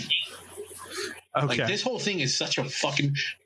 as bad as this movie is, Kraven's got a shot to be worse. You think Kraven will be worse? Because they're trying to make him seem like a hero. He's not a hero. The man who killed Spider-Man, that's the movie we're making. He buried him alive at one point. That's the hero I'm supposed to root for. You know me, dude. I love Kraven. I was super excited he was in this game until they ruined him in this game, too. But I love Kraven. You know, I love Chameleon, too. He gets no love. And he's going to be in this movie, too. But, like, why? No. He should have been a villain in a Spider-Man movie. Yeah. That should have been what the next Spider-Man movie was. Him versus Kraven. But they won't do that now because they can't now. Yeah, they can't. Now we got to pick somebody else for a Spider-Man movie, which there's options, obviously, but there are options. But like Scorpion is still there, and we can use him if we want to. I'm surprised they haven't. We should because he's there. We've shown and him. And the actor they twice. picked is good. Yes, to play that role. Yes, he's got the tattoo. He's ready to go. Also, a Scorpion storyline puts Jameson in the picture more, and that's you want more of him. Yeah, you do. Yeah, like, but my God, Madam Web. It's one of those things too, where like. A lot of times you're like, I wouldn't even see it. It's so bad. You should see it. It's fucking terrible. You should see it. you should see it to learn how to not make a movie. I've heard there's a lot of weird, like like camera shots that just make you feel weird. Like you're on a roller coaster. The CG's obviously terrible. At one point, she gets pushed into a lake, and then when out of the lake, she's completely dry. Awesome. Which did she ever get pushed in the lake? Because she wanted some kind of like dream world. No, dude, she had to have fallen in the lake. It's the only way she could have gone. They reused the same shot of these spider people four times. Awesome. Same exact shot. They stole a shot from another Spider-Man movie. Yeah, they took a shot from Spider-Man 2. It's crazy. Everything about this production is cursed. And for them to be like, I guess maybe they aren't, but like surprised about how bad it's doing. Like, it made $50 million overseas where people have no idea what this movie is. Right. No. People here don't have any idea what it is. People here barely. Dakota Johnson doesn't know what this movie is. She doesn't know what she made. Like that's the thing. Like if you watch interviews with her, she's like, I don't even know what I was doing. She said she's never seen a Spider-Man movie. Yeah. She couldn't name any of them. Why is she here? Like, and I get that, like, she's an actor in a movie and they're filming her. It looks like she doesn't want to be there. And I'm not saying her character. I'm saying her. Or the actress. She looks like she doesn't want to be there. Yeah. Go do something. No, that's bad. Terrible fucking movie. And that, I guess we'll go off of your rant and we can go into mine. So I haven't watched any like movies, but I have finished 2 prominent TV shows. One from a very prominent movie studio that I like, and the other a very great TV series that really nosedived its last episode. So True Detective, which I'll talk about first. I'm not going to really spoil it. Whereas the other show I'm going to talk about, I'm going to spoil the fuck out of because it's bad. Nobody should watch it. True Detective, like the thing that makes it worse, and I would argue like, well, both of these things by the end of it, I hated. I'm more angry about True Detective because at least it had an opportunity. It only had 6 episodes. 5 of them I thought were pretty good. I see a lot of people shitting on the entirety of it. I don't think the entire thing was bad. Where they blew it was the end of it because they set it up as a supernatural thing, which you remember back in the first season of True Detective, there was a supernatural element little bit to it. There's like that is not 100% explained. There's like a feeling to it in the first one. It leans more into that element in this one, but at the very end of it, they have a logical explanation for everything that is fucking terrible and has filled with so many different plot holes that it's just like, how would this even be possible? How is it possible that these 2 seasoned cops missed very basic evidence when they were originally searching this like murder scene? Like she didn't dust for fingerprints, and now all of a sudden they found this secret hatch, in the last episode. And it's like, like it's stuff like that. I told you before we started recording, there's a scene in this last episode. I love Jodie Foster. She's an amazing actress. she's fine in this. Like she does her job and she does well. This last episode of the show, she gets chased by someone and locked into this refrigerating unit that has a glass fucking door. She has a gun. You would think, okay, the door's made of glass. I have a gun. I'll just shoot the glass and walk out. No, she puts her gun away, goes and picks up a metal rod, and then spends like 5 minutes just banging on this glass until it shatters. And I'm sitting there screaming at my TV, just shoot your fucking gun, dude. Like, it is stuff like that where it's just, what the fuck is happening? And I won't spoil the end of it, but like, it just fucking, they also try so hard to fucking tie it to the first season of the show. That's to the point that, and this is the worst part, to the point that one character literally says the phrase "time is a flat circle," and bullshit. I'm like, "Fuck off!" When he said it, I'm just like, "No, dude, do not tie it to that first season. That's television gold in comparison." Yeah, to this. like the thing is like that first season, I think a lot of people would agree is like one of the best masterpiece episodes, like seasons of a TV show ever made. Yes, masterpiece. Leave it alone, even if you're the same. Like you're an anthology series for a reason. Well, leave it alone. So it's important to note that a different creator took over for season 4, right? And then posted some stuff on Twitter about like, well, I wanted to make a mirror of the first season, and then that creator guy's out there like basically like, get my name out of your mouth. So like he doesn't want to be tied to this, so and I don't blame him. But let me like, so that was bad enough. Whatever. Let me go off of The Curse. So The Curse is a 10 episode, hour long. And I thought it was a half hour until I started watching. It's an hour long. I'm going to use the term dark comedy very loosely because I didn't find much of this particularly funny. Dark comedy starring Nathan Fielder, so the comedian, and Emma Stone, which is probably a big draw for a lot of people to watch this. Yeah. It is so cringe that like fucking Larry David, it makes Larry David. Well, that's his brand. Like, that's his brand of comedy, though. Like it is. Watch Nathan for You. Like that's the whole point of that show. I love. Well, yeah, Great show. but it is Fantastic show. Yeah, this is holy shit. Like it is 9 hours of like cringe comedy that is not good. And then you get your last episode hour of the supernatural part of it. Mm. So the whole premise of it is amazing. And it's important to point out this, and this is what drew me in personally. It's an A24 jam. So this is their first like foray into TV. And that's what drew me in. I was like, okay, like for most part, like I'll watch an A24 movie because I know they're going to take a risk on something. Like even if it's bad, they took the risk. And most of the times it pays off. I feel like this thing, if this would have been a 2-hour movie, I probably would have liked it better. But because it is 9 hours of cringe comedy to get to that point, it ruins it. So the whole point of this, and the premise is great. Like the meetup of it is so it's Nathan Fielder and Emma Stone. They're a husband and wife. They are starting one of those. You've seen that HGTV show where it's like that couple that's like flipping houses in their home. Yeah, they're doing the same thing. Only it's all eco-friendly shit. Only they're both not good fucking people. They're terrible fucking people. And you hate from the beginning. You hate them. It's him, her, and then this camera guy who is like next level douchebag, awful, cringe. Just like the worst fucking, like there's a part of this show where he fucking just meets up with some high school kids and buys them alcohol and hangs out and drinks with them because, well, at least they were drinking with me, so it'd be okay. Golly. Like it's stuff like that. It's just, it's fucking insane. But their whole point is they're trying to take over this town with flipping these houses and stuff. And there's one scene of the show that they film where they walk up to this little girl and she's selling like cookies or something. And the only thing that guy has on him is $100 bill. And he's like, well, fuck, we're filming. So he's like, okay, I'll give you this $100 bill. I'll buy these cookies, whatever. They stop filming. And then he's like, okay, that was just for the show. I need this $100 back. And the girl starts obviously bitching about it. He's like, all right, I'll go get money out of the machine. And she's like, I curse you. And so she curses them. But like, again, it's all cringe like stuff that happens. Nothing supernatural happens. Like the whole time you watch it, you're waiting for that to happen, right? Nothing happens. Well, let me tell you, the final episode, and the major spoilers for this final episode, they are living in their eco-friendly house. Him, his wife. His wife's like very close to having their first kid. Okay, it flashes forward like a year. All of a sudden, they go to bed. He wakes up. He is on the ceiling of this house, and she's in bed. And she looks up. They both wake up and they look at each other, and she's like, "What the fuck is happening?"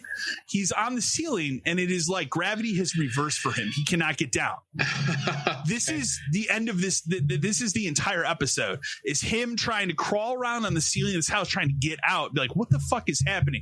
Because at first you think, oh, okay, maybe it's this eco-friendly house did something fucked up, but then it's like, why is it only happening to him? Right? Sure. This has to be that curse.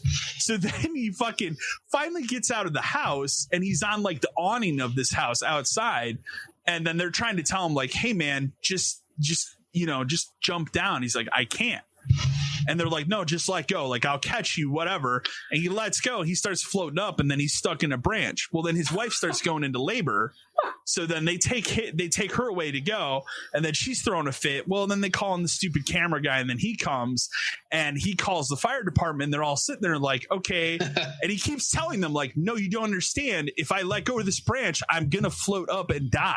And they're like, no, it's okay. He's like, no, you need to get a net, a rope, and bring me down. Like it's just all explanation for that, until finally this fireman comes up with a chainsaw, and because they think he's fucking around, they're like, no, dude, we got this thing underneath. You're gonna fall down. You're gonna be good, because they think he's having a mental breakdown because he's having a kid.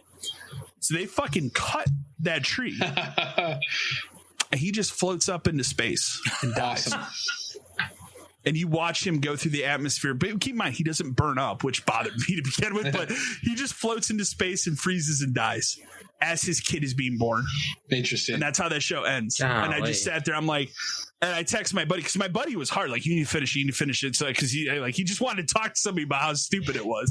And I'm like, no, man. And I told him, like, look, man, as someone who's a massive Twin Peaks fan and loves weird shit. Right. This is not weird shit in a good way. This is just fucking stupid. Yeah. Fucking terrible. So the whole thing, I could have forgiven it if it was mixing those elements in throughout the show, but there's none of that. Something weird happens every so often. None of that. Or there's like cringe. Or there's like hints that it's going to happen, or like something flies up and it gets stuck to the ceiling or something. It's something, you know right? what I mean? Like something like to foreshadow what's going to happen. And again, I think if you did that as a 2-hour movie, you could have done that. It would have been fine. And I probably would have walked away like, okay, well, again, that was an attempt, but this is 10 hours. And 9 of those hours are just those people doing bad shit and just being terrible fucking people, as this show that they're trying to create around them keeps collapsing because they're both fucking terrible people. And that's wild. So it's bad. Those are the only 2 things I haven't watched any movies. I will say next time we record, I'll be able to talk about Dune. I'm going to see Dune on Thursday. So nice. Why see Dune when excited. Madam Web is still in theaters? Oh God, no. I'm excited to see Dune. So I look forward to seeing the second half of that. Matt, it looks like you watched something though. Yeah. So I took it upon myself to dive into the supernatural. I saw on Paramount Plus they did Paranormal Activity Next of Kin. So is this the one that's about the Amish people or something? Yeah. Okay. So I will say, as a fan of the first 2 Paranormal Activity movies, I like the first one a lot. This one is better than the other 3, 4, and 5 that they put in. I cut out after the one where they used the Xbox Kinect. Yeah. The 360 Kinect. It's wild. So. I've watched all of them, and unfortunately, not because I wanted to, but because I'm like, well, I've already watched the first 2. I watched the third one, and then I was like, well, the fourth one dropped, and I was just watching them because, my friend was into it, and I was like, all right, whatever, man, I'll watch it with you. But I watched this one just thinking it's going to be another throwaway. It's going to be a piece of shit. And it actually was a pretty solid movie. It's pretty solid? Okay. It doesn't really follow the story of any of the other Paranormal Activities. It's a whole different scenario. Okay. Yeah, essentially this girl finds out that she's part Amish, and ironically reaches out to a family member, her brother, who is on Rumspringa at the time. Okay. And so they reach out, like they connect, and she's like, well, I'm interested in kind of learning about my past, you know, like, could you tell me about it? And so he's like, well, you know, I'm going back. Why don't you just come with me? So she goes back. She's got her boyfriend. They've got a camera crew guy. So it's just her boyfriend, and the cameraman. And, you know, weird stuff starts happening around them, and they kind of just throw it away, throw it off. Essentially, at the end, you find out that her brother is the bad guy in a way. I'm not gonna. I don't want to spoil it too much because, ironically, if you do have Paramount Plus, like, give it a watch. So it has no ties to the other ones at all. None, and that's probably the smart decision, though. It's super smart because I went in thinking got off the rails. I went in thinking this was going to go back to the other three, and I was kind of like, damn, like, I don't really want to do this to myself, but I kept seeing it, and I was like, let me just spend an hour and a half to try to gauge it. And ironically, like I said, since it doesn't follow the original 5. It's a whole different movie. 5 of those. Yeah. Okay. It's a whole different movie. And it's actually, I would have to say, if I did go into it, it was probably, I really liked 1, I really liked 2, and I really liked this one. Okay. The other ones aren't important. The second one was the one with the baby, right? Yeah. Okay. So, honestly, if you have an opportunity to give it a shot, just give it a shot. Like, it really was kind of a sleeper one. And some of the stuff that's happening is actually just pretty wild. So pretty wild. Okay, I'll watch it. Give it a shot because I like those movies. The funny thing, and this will be a good chuckle for you. The first one, when it came out, I had a buddy bring it over to my friend's house because he got a illegal copy of it. We'll say, and I saw that movie without finished effects. Oh yeah. So that scene at the end where they kill her or whatever, if you see that version of it with the cops, those are just cap guns. Oh, right. So it takes the effect of the end of that movie out because it's just like 2 cops bust through. It's like cap, and you're like, oh yeah, this is a movie. But that first movie, I think for a while, until I saw Hereditary, I would say it was probably like up there as like one that I consider kind of a scary movie. So I will say, man, there's the ones that are on Tubi, the Grave Encounters movie. Okay. 1 and 2. Those are pretty good. I think 2 is better than 1, if I remember correctly. It's been a minute since I watched them. Sure. But out of one of those movies, it was probably pretty scary in my eyes. Like, okay. It was... A Paranormal 1 wasn't too bad. The ending really got you because, like, you didn't expect what happened to happen. No. But I can say the Grave Encounters movie, I want to push for 2. I think 2 was the better one. Okay. I want to say just really creeped me out that rest of the night when I was, like, by myself. Yeah. Okay. That was like me in Hereditary. Yeah. Again, if you have an opportunity, give it a watch. I think it was a pretty solid film. All right. Well, we can kick over to emails here. The first one we have actually is a movie question. So, Brandon from Douglasville, Texas. Hey guys, quick question I've been thinking about a lot lately.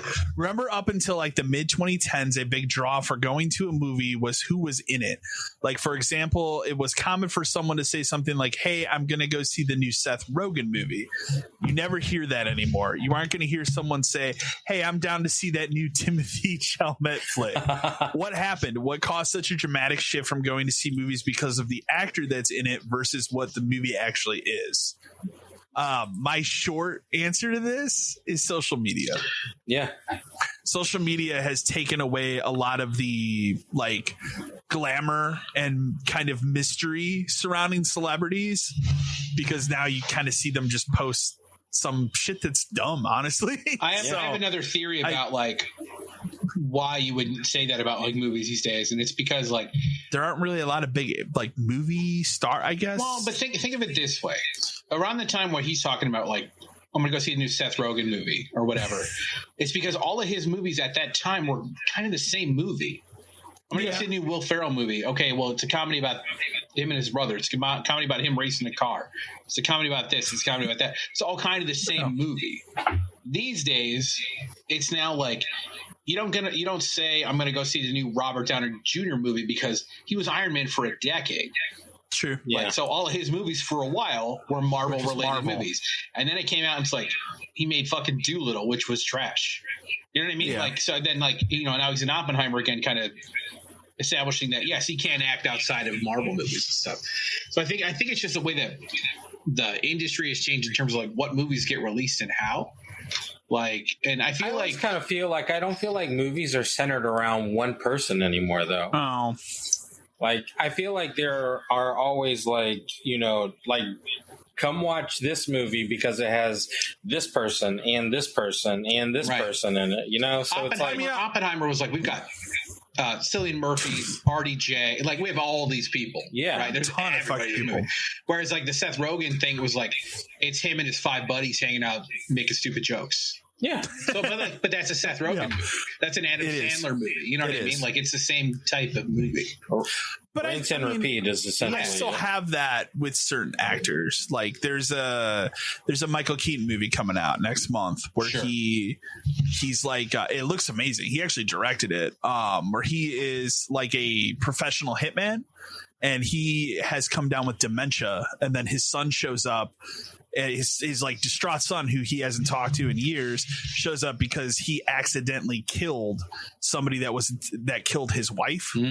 But then the whole premise of the movie is like, well, maybe that's not the truth because he has dementia. Sure. And it looks fucking amazing. Well, see, the thing about like an actor like Michael Keaton, though, is like for me, that's why I would be interested. Well, the other thing too is like maybe that's a thing now because like he's been so many different types of people. Yeah. Tom Cruise is Tom Cruise in movies. Vin Diesel is Vin Diesel, and The Rock is The Rock. Statham is Statham. Like they're all kind of like the same thing. Like I'll watch every Statham movie that comes out just because I love Jason Statham. Yeah. But Michael Keaton, who he was Batman, and then he did, he was that Beetlejuice. The Birdman movie is great. Like he has range of different things he can do. Whereas Tom Cruise, it's like I want to see shit blow up and him run. Yeah. Him do some stunt where he probably almost died. I want to see him climb a fucking building and then jump off it and do like a couple backflips, and he just like, I trained to do it, and I just did it. Like that's why I go see those movies. So I think it's just the industry's different, and like people are movie going has changed too. Though. Yeah, like everything's changed. Nobody, and again, I think. I would be very interested to see a timeline where we didn't have the pandemic if it would have changed as much as it has. Yeah. Because again, like at the height of right before the pandemic, we had Endgame. Blockbusters. I think last Star Wars movies would still be an event that people went to. Yeah, I think so too. Whereas like Mission Impossible, the last one we went to, it was kind of dead. Well, and the other thing too is like, the one thing the pandemic brought out was, these movies aren't in the theater very long before they hit digital. Right. Yeah. You can't really go back on that now. No. Like you can't just hit the button and go, okay, we did that because of the pandemic, but now we're going to make you wait 6 months again like they used to. So because they've done it too long now at that point that people have this expectation. Oh, this movie, you know what? Like I'll give you an example. Like in a couple weeks, I would like to see that Imaginary movie. I'm not going to go to the theater to see that because I know in 2 weeks it's going to be out digital. Right. Because they have precedent. So now. I don't know, man. Exactly. I kind of want to see that movie. I do kind of want to go. That's the thing. But I know it'll be. Oh, that was another thing I forgot to say about Madam Web. All the trailers were like horror movie stuff. It was super weird. Was it Imaginary? Yeah, Imaginary was there. Okay. There was a couple other ones too, and it was like that like the Nun one with Cindy Sweeney, whatever that one is. Yeah, I want to see that too. Immaculate. Like, it was just funny because it's just like this ain't no Marvel movie, dude. Like that movie is shot like I told you about the one like shot in like a weird horror way. But hey, you dodged the bullet that I keep dodging, which is that Spider movie. So, oh god, no, nope, turn, run away. Nope, no thanks. That's pushes all the buttons in the way I will not watch. I'm out. No, I read the premise. Giant I read the premise too because I couldn't help myself. Nope. No. Well, I saw the poster because they put it on IGN and then they're like, here's this thing. And I saw this guy in this like weird goop and I'm like, what the fuck is this movie? And I saw the poster and I was like, all right, I'll fucking read the premise. Read the premise of hell no. Yeah. Like that's one like, nope, I don't need to see no giant spider eating people. Nope. No thanks. Next email we have comes from Jack from Cincinnati, Ohio. Hey guys, now that the dust has settled, how do you all feel about the Xbox situation? It really seems like it became nothing that people tried to make into something. The only thing that's left me a bit confused is the official Xbox podcast. Phil specifically stated no to having Indie and Starfield go to other platforms, but then afterwards in the Tom Warren interview, he states that no game should be ruled out forever. Really seems like they're back to talking in circles again. Thoughts? I mean, we kind of discussed it already, but like, yeah.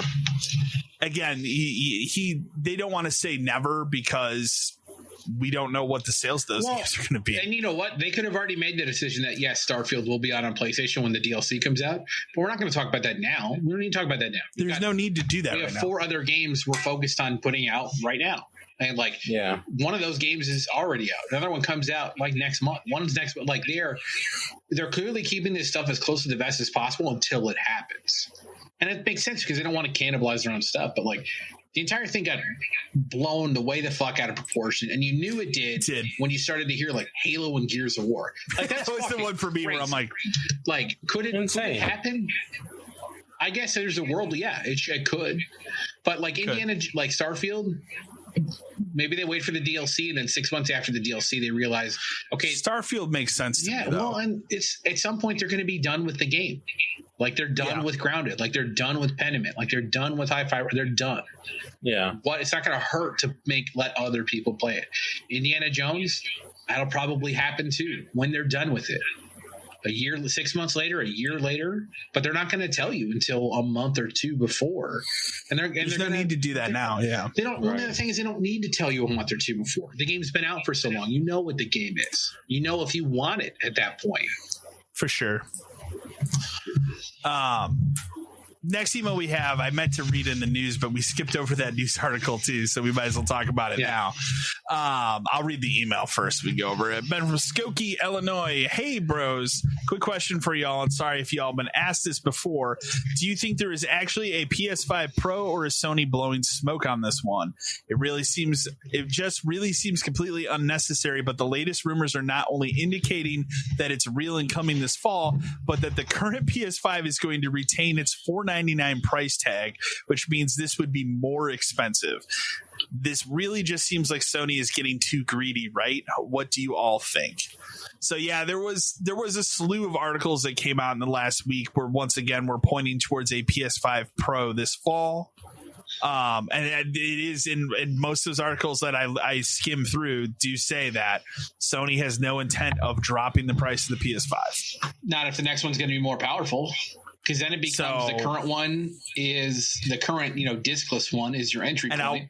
I'll remind you, it is possible the PSVR 2 is $550. So, well, it's still $550. You mean the PC compatible PSVR 2 that you would still have to? That's such a good diversion for that thing, though. Plug in with a cord, otherwise, or you could just get a Quest 3 and it's wireless. Yeah. My thoughts on it are, I don't want it. I don't need it. We don't need it. We have not even scratched the surface. What would its selling point be? Like how much? Look at Final Fantasy VII Rebirth. Well, to be fair, on graphics mode, yes. On performance, it's not great. Is it tanked down? If you look at some screenshots, it's definitely a problem. Okay. But interesting. I think in this game, 30 frames graphics, I might play it that way because I do want it to look good. But. Okay. Yeah, but you're going to have to prove to me that the Pro runs everything perfect all the time for me to care about updating, right? That means everything is 4K 60, right? At that point, I shouldn't have to pick between things. It should just be, it is good. The price tag of the Pro is what? $650? $699, yeah. No way. I don't need that. No way. Because you know that even if it does come out, there's not going to be a game that truly uses that for 2 years. Not right away. 2 years? No. A year? I don't know. I just don't think it'll be a worthwhile upgrade this fall. No, and then you start getting like Tekken 8 Pro patch. You know what I mean? Like stuff like that. But am I going to notice it on a game that runs well already? I don't think so. And the other thing I'd say, I think this time out more than ever, I think both of these systems are very well made. Yes. Yeah. For the first time of any generation, I don't really have a complaint about using either system. I do think, like, you know, aesthetically, the PlayStation 5 is an ugly looking system outside of the box, but like it's a great playing machine. Everything works on it just fine. The other thing too is like we got the PS4 Pro because we needed it at that point. We needed it because of the TV situation. Because of the TV, because it was regular PS4s were melting inside trying to play Control. Like, you know what I mean? Like we needed it at that point. I don't feel like I have a launch PS5. I don't think I need this. Yeah, you and I both. Like I this generation, I've not had for the first time. I have not had any problems with either. Both my systems are launched. It is and no problems. Loud when I install something large. That's it. Yes, that's it. But for that, I expect that, and then it never makes a sound again. So, like, what could I possibly need it for? That's the way I look at it too. So especially that price. If they did a thing where it's like, okay, PS5s are $400 and the Pros $500. Yeah, kind of like they did when the Xbox One X came out. Maybe you could convince me, or maybe like in 6 months when something comes out that I really want to play. Sure, but I can't like name a game that could potentially need it. Death Stranding 2, maybe, but that game looks like it's pretty good right now. I'm sure that footage is running on a high-end PC. But sure, but I mean, is that if you're telling me that's how it's going to look on a PS5, I think we're fine. Yeah. If that is the game. But again, and my point is like, even if we say it's the graphics mode of Final Fantasy VII Rebirth, I mean, we're 4 years into this generation and we're pumping out a game like that I guarantee you, even still, is not pushing the system to its full potential. I don't think so.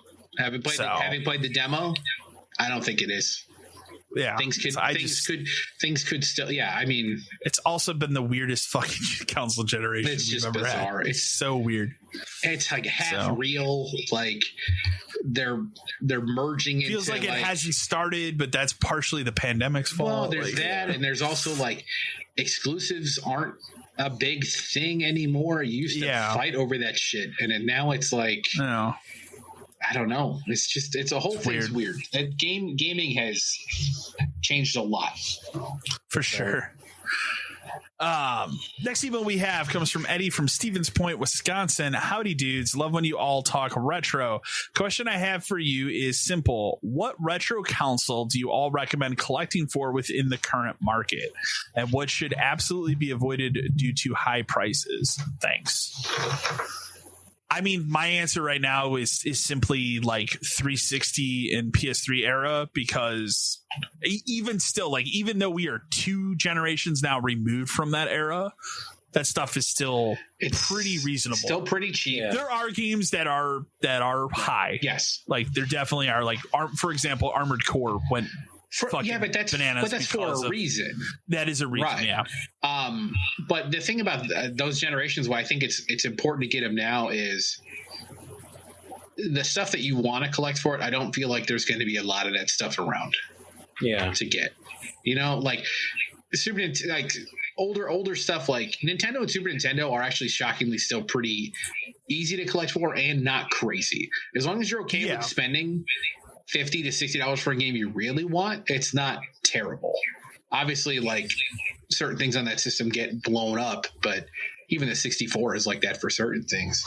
But like, I don't know. I think that's a weird era that a lot of people aren't collecting for right now. It's like the PS3, 360. They're not. I mean, and it's funny because even like when I was at GameStop, that was my big thing then, was trying to get that stuff as cheap as possible. Mm-hmm. And that was when I picked up all those like weird shooters and stuff that there's a lot of like now pretty hard to find.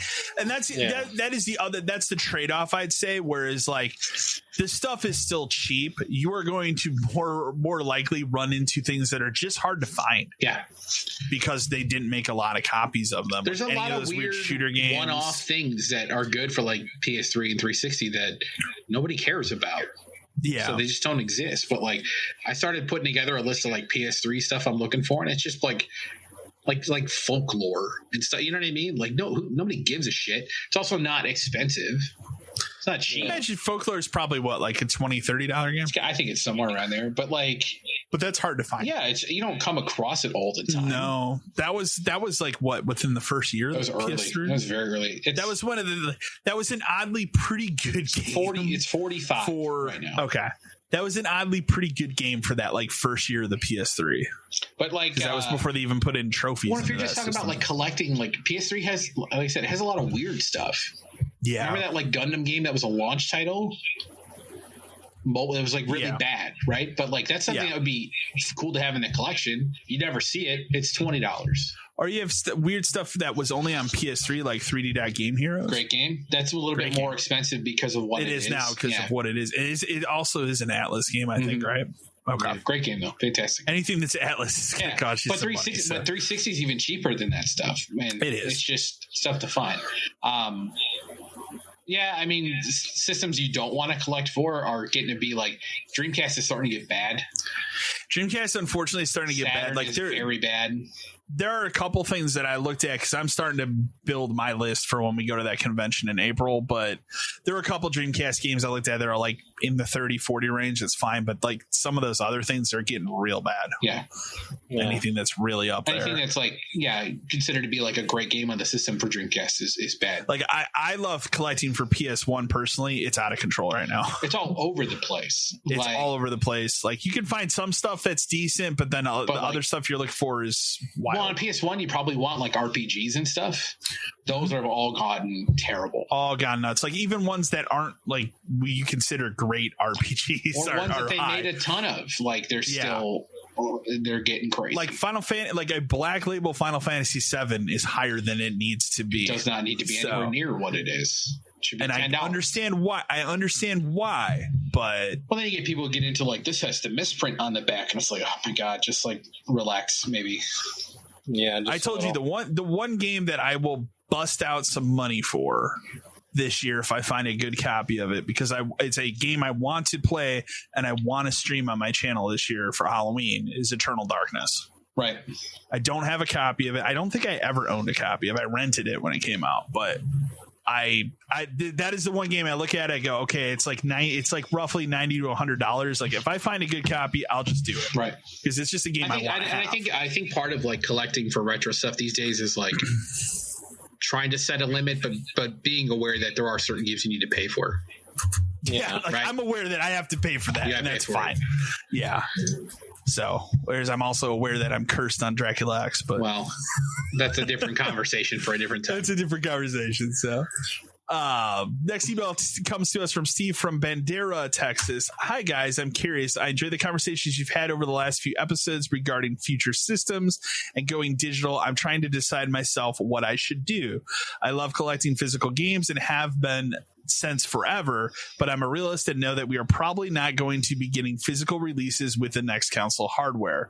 Should I make the decision right now to go all digital and just rip off the Band-Aid, or should I continue as I have been this generation and hold off for the next one?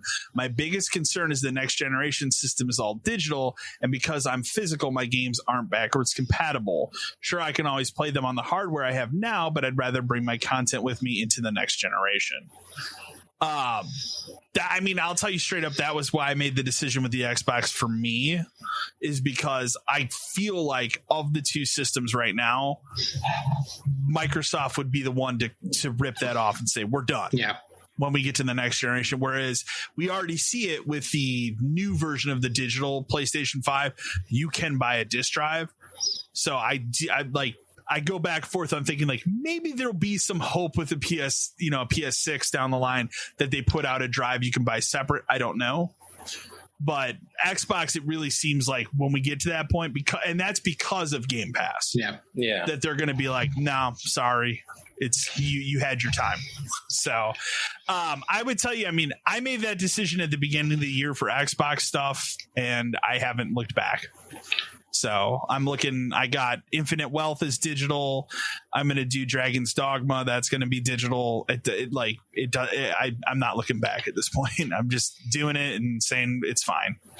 It's whatever. I live in this like half and half world where like something like Rebirth, I want it physical because I'm a Final Fantasy collector in general. So like I want it on the shelf and everything together. But a game like but any other game where I have a passing interest in it because I'm too busy playing all this other shit, I'll wishlist it on PlayStation and just keep watching for sales, because some of those sales get fucking insane. Like I was talking about how like I'd like C tier like co-op games to play with buddies. There's that Strange Brigade game that came out years ago. I've always had like a passing interest in it, and I was like, this would be a good thing to like throw on the list of the stuff for us to play. So I put the digital deluxe edition. Like I could track down a physical copy and pay $30 or whatever. Sure. Or I can just wishlist a digital deluxe and see what happens. That game went down to $4 digital deluxe. $4. That's that's like an $80 game. So yeah, I'll buy that instead. But you live in the world where, okay, well, I have Strange Brigade. I have a ton of shit digital now just because I wait for sales and I save money on stuff that I'm passing interest in. But you also live in the world where you don't technically own it. But then you live in this world where, do you technically own the physical thing if it needs an update to even play? Exactly. Because what if they turn that off? Then it's or a lot of those anyway. A lot of those physical games today are just an unlocked download disc. Yeah. So it's happened in the past too. If you own a physical copy of Mag for PS3, it's garbage. It does nothing. How about the original copy of Destiny? It does nothing. Or Destiny 2. Yeah, they do nothing. So it's a weird. It's very weird now where if it's something I love, or if it's something where I collect the series, like this stupid MLB collector's edition where I got to buy another stupid edition of this stupid thing. But it's because I have the other 7 of them up behind me. So yeah, I'll buy that physical. But there's 1 year that's not going to be an option anymore, and I'll just have to move on and deal with it. And I think in the past, and we used to argue this with customers all the time at GameStop, we're like, well, backwards compatibility this, backwards compatibility that. Like, that's not a feature those companies care about at all. No, they don't, because you could just they don't at this point. Keep your old system and play it that way. And you know, at some point, those games are going to, if it's a live service game, it's going to turn off. Yep. Helldivers 2 will be turned off at some point in the unfortunately, 15 years from now, that game will not run. So I said, I was out looking for a physical copy of it just because I thought it'd be a cool one to have on the shelf. It is for sure, but when I couldn't find it, okay, I'll get it digital. It's okay. Like, you just kind of have to live in the middle, and it sucks. The other thing I'll throw out there too, at least for me, is like, if I see something even that I own, at least on the Xbox, that I have physically, but it is on like a very flash cheap sale, I'll buy it digitally. Like I just did I've done that. Metro Exodus. They just did a thing where you can get the entire like DLC, everything was $4. Yeah, $4. Sure. Now I don't ever have to open that. Right. So I've done that. I've also done the flip, where like I bought MLB 21 for Xbox physical because it was $4. Well, yeah, I mean that's also a fun thing. That was the first year that it was on. It's fun for me to own that as a baseball game collector. That's a fun thing to have. It is. You just, I don't know. You just have to be. I think the more important thing now is being smarter with your money as it is now, and not trying to worry about like, will the PS6 play PS5 games? Yeah, because it should, but who knows? Like, also, though, I mean, when you, like you guys are talking about here, though, I mean, the idea behind digital gaming is discounts are heavy. Like, they are. I mean, you know, you're talking about that $90 game and you bought it for $4. I mean, that's like, as much as I am a physical game collector, I know moving forward is turning into a digital era. And while I'm not okay with that, I understand why, because it's just easier for them to do that, and it's easier for them to discount things, and it's easier for them to do everything else, and that's fine. Because if I really have a hankering for a physical game, I'll just jump on the shelf and grab one from there that I'd like to play, or the one that I have, or one that I'm interested in. You know what I mean? Or if it's something, or like you said, Dan, if it's something that's like, I collect this series, like it's Resident Evil or something, or if I have sentimental value to it. Yeah. Like I'll tell you one I'm looking. I'm going to say this one right now because I'm going to have you help me look for it when we go to that convention. Oh, no. I'm looking for a copy 360 complete of Pro Evolution Soccer 2011. Sure. Because I have sentimental value to that specific game. When I was adding stuff to my wish list, I added a lot of like random baseball games just because I love baseball video games. I'm not a big, you know me, I'm not a big sports guy. That is the best soccer game I've ever played. Yeah. And I would like to own a physical copy of it. So, well, and the other thing too is like, let's say stuff goes digital. Like, I don't think there's going to be a lot of PS5 or PS4 games for that matter that are ever going to get to be crazy priced. I don't think so either. I don't think because it's always available digital. Always. Yeah. I can go buy any unless we get into a weird like delisting situation, which is possible, and I think that will happen. But in theory, I could go buy any game I want right now, and I could wish list it to buy it for $4 at some point. Exactly. Because like Matt was saying, digital stuff goes insanely cheap. It goes to prices physical stuff never goes. Yeah. It does. Like, do you think I could get Strange Brigade with all the DLC physical and bought together for $4? No. Like 100%. No. But yeah, so I think I know the thing he wrote in and he said, I could keep the old system. I think that's part of it. I think that's what you have to do. I think so too at this point. Yeah. And it's weird. I mean, my PS4 is ready to be hooked up at any point if for some reason it needs to be. I don't right now. It doesn't. You don't have one hooked up at all? It's sitting below it. It's not plugged into an HDMI connection, but it could be. But I don't need it hooked up. Mine's still hooked up to my office TV, but I haven't turned it on probably. But you know what's strange is I do need a PS3 hooked up to play PS3 games.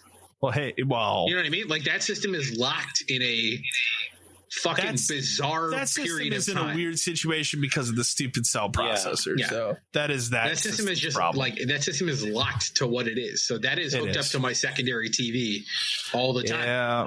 If I ever get an itch. What a weird system. It's a fucking bizarre system. Next email we have comes from Oscar from Redacted. Hey dudes, current GameStop manager, only been with the company for about a year, but was recommended this podcast by one of my other manager friends. Are all district managers overbearing pieces of shit? I have one right now that does nothing but micromanage me all day, every day that I work, constantly calling to let me know that X, Y, and Z need to be done. He'll even check in with the other key holders when I'm not here. It just seems wild. I've worked in retail for 15 years and I've never had a manager treat me this shitty. I mean, it's possible to have a good district manager. I mean, it was for us, but I don't know if it is in GameStop's current. Like 90% of them are terrible. Yeah, I think that's a fair number. That's how it was when we were there too, though. We got lucky with the one at the end, and it was only because he had recently been a store manager, so he hadn't really forgotten what it was like. That's the other thing too. At a certain point, when if you were one of the few that moved from being a store manager to a district leader, you have a little bit of time before you're fully corrupted. Is what I would say. You're either fully corrupt going in, or it takes a while for you to be corrupted. Yeah, exactly. And most of them are fully corrupted going in because they have this they had to do something to get to that point. They all have ego problems where they feel like they have to tell you what to do all the time, and they think they're fucking important and all that shit. And they're mostly just scumbags. They're mostly liars. The one we talk about the most, the one we had for the longest, he was a liar and an idiot, and that's a deadly combination of people because he knew very little about what actually went on in a store in a daily basis. I just remember the constant like, oh yeah, I can log in and do a transaction anytime, but then when it ever came down to that, I couldn't do it. He'd bail before because he'd be like, it's getting busy, I gotta get out of here. He considered himself a people person, but most people would walk away from him. He was terrible, and like we all, and the thing was we all knew he was terrible, we all thought he was an idiot. And I barely listened to a word that man said. Like, well, and then he'd always come in and he's like, this needs to be done. That was done 2 days ago. What do you mean? Because I read the thing and I know how to do my job. Why don't you bother someone else who doesn't know what they're doing? But they feel like they have this complex where they have to always be in charge. They have to tell everybody. Now, sometimes it is because they're being shit on by the regional person above them. For sure. If you think DRMs are bad, RMs are worse. They are scum people in general. Yes, they are. I only ever met one that I actually liked, and he was the region the next one over. That was very upsetting because it's like, this is what it could be. You're telling me this is how it could be, and it's not. Yeah. DMs are terrible, and it's because their jobs are meaningless, to be fair. That position, you could eliminate that position tomorrow, and I don't think many people would notice.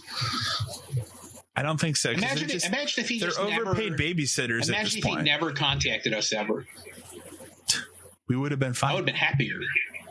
The store might have been better because I wouldn't have had to constantly worry about what's he going to get upset about today. But again, I also say that doesn't work for every store. We were in a unique position where we knew what needed to be done. Things would get done. We also knew, like, hey, we knew what was going to happen if we didn't pull our weight, which was the store would close. So yes, we did work extra hard to keep it alive, to keep it open. Yes. Yeah, exactly. And I say it all the time. Like we were never the best store ever. No, we weren't even close. No. But we were never the worst, and we never lied or cheated like other people in our district. Sometimes within the same town did. That kind of stuff still goes for on. Sure. Never ever, if you work for a store, never ever trust a store that tells you they're number one in something. Never. It's not real. It's a lie. DMs are trash. Yeah, no, they are for sure. Most companies. Warren from San Jose, California. Hey guys, was curious now that Microsoft has laid out some of their future plans and Sony seems to be diving more into day one PC releases. Do you think we are going to see the walled gardens come down further and further when we get to the next generation? Less exclusive games than we have in the past. Thanks. Yes. I do think that we're going to see less. I think we're going to see less exclusives all around, though, because first of all, if you want to count PC in the mix, the exclusivity thing's over. Yeah. But it's been like that forever. Like, if you even go back to the 360 and like original Xbox generation, like Microsoft has always been putting their games out on PC too. Yeah. That's never changed. And they've never been staunch like this is us only kind of a thing. They've always tried to have a good relationship with Nintendo, first off. For sure. And even they own Minecraft, dude. They still put Minecraft-related properties out on PlayStation. The thing that Microsoft does correctly that I would like to see Sony copy, but they won't, is the Play Anywhere stuff. Yes. Hey, I buy one digital copy, but I can play it on my PC or my Xbox. No, Sony won't do that. Sony won't do that with PlayStation. No. They should. Right. It'd be amazing.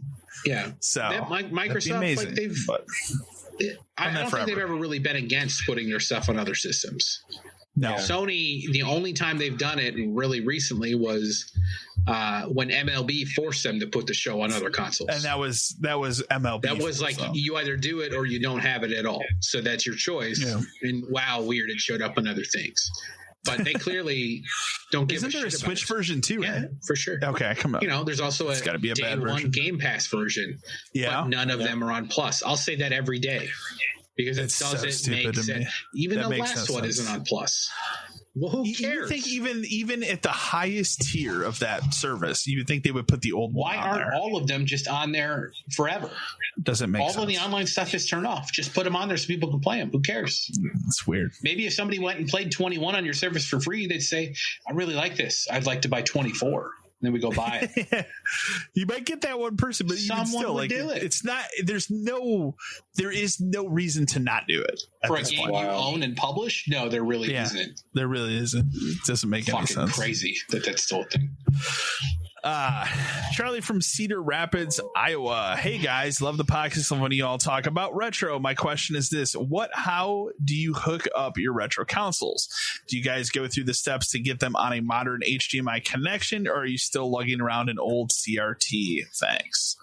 For me personally, I actually do not have any retro consoles hooked up right now. If I want to, I went through I took like a year and went through getting basically every system I have, I can hook up with an HDMI connection now. Anything that I want to play. The one exception is regular Nintendo, because I'm not going to go out and buy that 500. I think you can now. No, the analog. Gone. I bought the Super Nintendo one, so if I want to play a Super Nintendo game like a cartridge, I can do that. So I have the analog version of that. The only other one I'd say I don't have an HDMI connection is Sega Genesis, but I have so few games for that. It doesn't matter. Dreamcast, I can hook up HDMI. GameCube, I have that adapter. Xbox, I have an adapter. PS2, I have an adapter, which is also counts for PS1. So for me, it's all HDMI. Part of it is because I mean, where am I going to put a CRT? Fair. So now a couple years from now, when my girlfriend and I finish our basement and we set up the bar that she wants to set up, we will put a CRT there. Yeah. We have one. It's at her parents' house, but it plays VHS tapes too. Oh, that's rad. And that's why it'll go in the bar, because I'm gonna put those VHS tapes down there that I have behind me currently. God, I would love to get one that had one of those in it. So that is the reason why. But that's still at her parents' house. But we will definitely be taking that. So I used that like in 2015 to play Super Nintendo. So but yeah, for me, it's if I ever want to play those games, it is on a modern connection, mostly because I want to stream it. So I had to do that. So that's for me, but I don't have any of them hooked up, but I can easily hook them up if I want to within 5 minutes. So yeah, that would be my answer. I've got a big CRT and the other, a nice, like relatively later stage Sony like CRT. Which might is it like one of the flat screen, but it's like those are cool, kind of a thing. Yeah, those are cool. My cousin was getting rid of it, and she's like, "Do you want it?" And I said, "Hell yes, I do." So that's would be like if I ever wanted to sit down and play something the original way. That's the system. Yeah. That's the TV to do it on, because it's also got jacks in the front. So I just plug it in super quick. Yep, that's like the TV. Yeah. To be fair, I do have a system selector somewhere that I could set up and I do too. Get the whole thing going if I really wanted to. But if I just want to play something, most of the time it's Super Nintendo. So like my analog Super Nintendo is hooked up all the time. Yeah. If I want to play like Nintendo or any of that other kind of stuff, I have a pocket and I have a dock for the pocket. So problem solved for most of that stuff. So like sometimes I just want to play a game and I don't necessarily care about does it look correct, because like to be fair, the analog stuff does it pretty much as well as it can be on that kind of stuff anyway. So I'm not losing too much if I do it. But if I want to sit down and hook up a Nintendo and bust out the cartridges and actually play them and stuff, and I have a CRT to do it. Yeah. And that's my thing too. Like I have both the NES and the Super NES Mini, and those are hacked with all those. Like, so a lot of times if I'm going to stream one of those games, I just pull that thing out because it's easier. So plus I can do save states. Yeah, for sure. I mean, I have a CRT, and it's not a big one. It's like a normal sized one.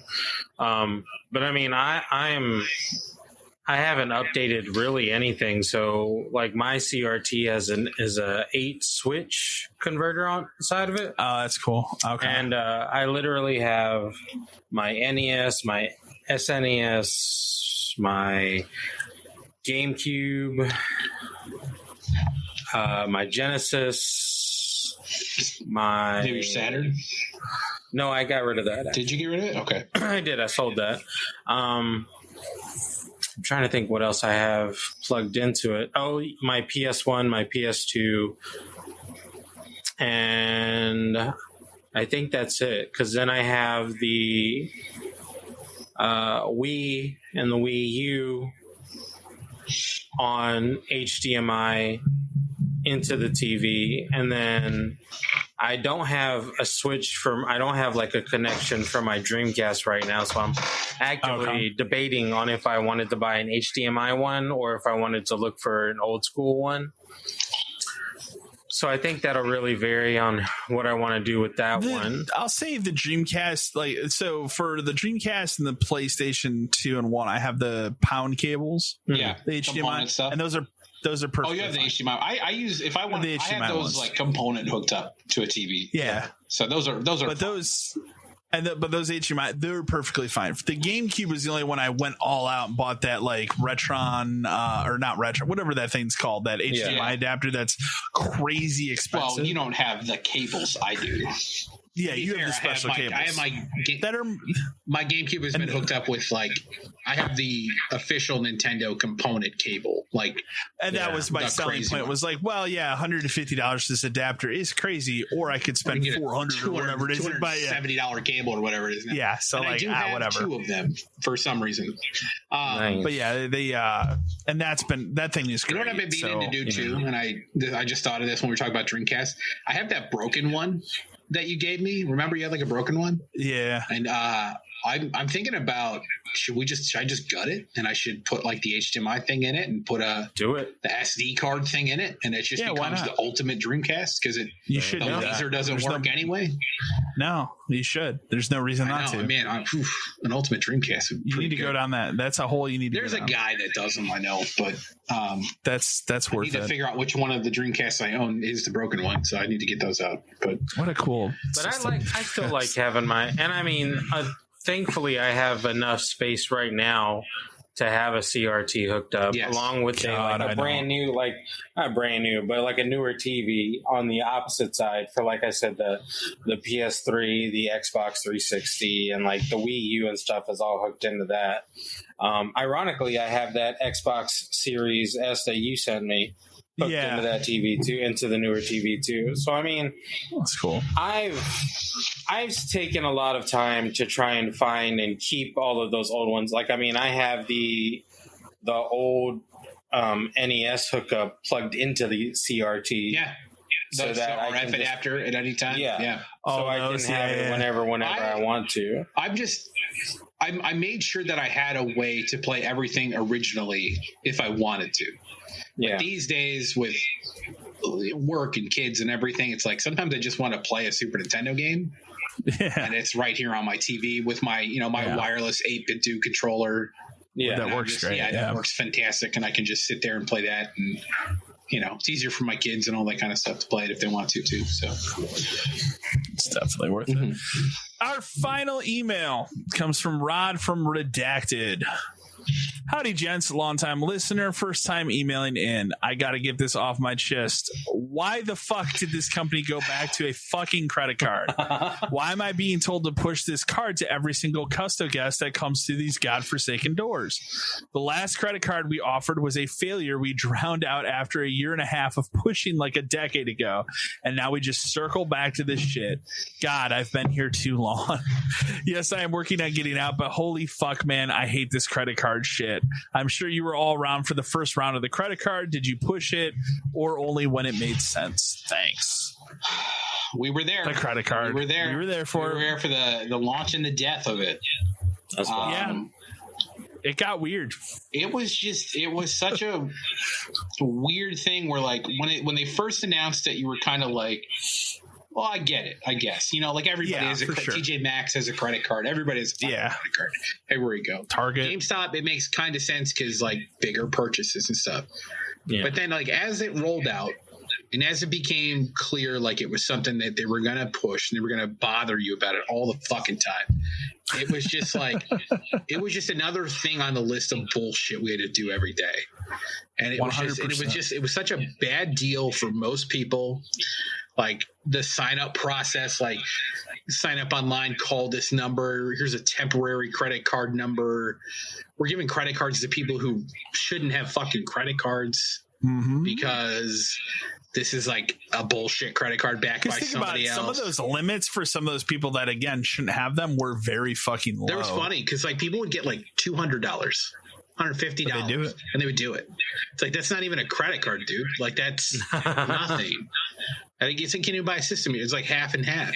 We're talking about a credit card that had an abysmal APR, which I was trying to look it up earlier. I want to say at one point it was 27, and then it was 29. It was 27, and I'm just and then it looking went it to up 29. now, and to be fair, there's not a ton of information about this on the internet right now, which is another weird thing because at least when it first came out, there was a lot of like stuff out about it because they were trying to push. There was for sure, but it looks like the APR in that thing now is 32%. Jeez, that's ridiculous. It's insane. If you're going to do this, get a regular credit card. Because most regular credit cards would probably give you more like spending limit, give you a higher limit, but also be lower, but also lower interest because it's actually backed by a real bank and not a fake internet bank that's helping GameStop scam people on the low. Like for sure. So it started with we have this credit card, put out the flyers, talk to people about it. And then it kind of died for a little bit. Yeah. But then they got real hard. And it was like you had to get a sign up a day, 2 signups, and by sign up I mean like applications because not everybody was getting approved for this because it would run your credit score and it was a hard credit score hit. But even then, like that was like pulling teeth. But I think wasn't it only like you had to have like a name and an email? Like there was something where like it didn't need a ton of information. It didn't need a lot of information. I think it was you did have to give a social security because obviously, But it was like just very basic information. But you would get people who didn't know what a credit card was applying for this. Oh yeah, and you would get remember there would be things where it would be like I remember specifically there would be like a group of friends and one guy would do it and get denied, so then his buddy would do it, and then his buddy would. You think these people are paying a GameStop credit card bill? No, no. It doesn't matter how much it is. They're willing to tank their credit to buy a system for free, essentially. Which you got to imagine there's a ton of people who did not pay those bills, but. The only reason like it even kind of had staying power in the beginning is there were always like specials where we like and that was $300 and it's 6 months no interest or something like that. Usually it's like 500, but at least 500. But I remember one like we talked about it. Like I bought my Wii U using it.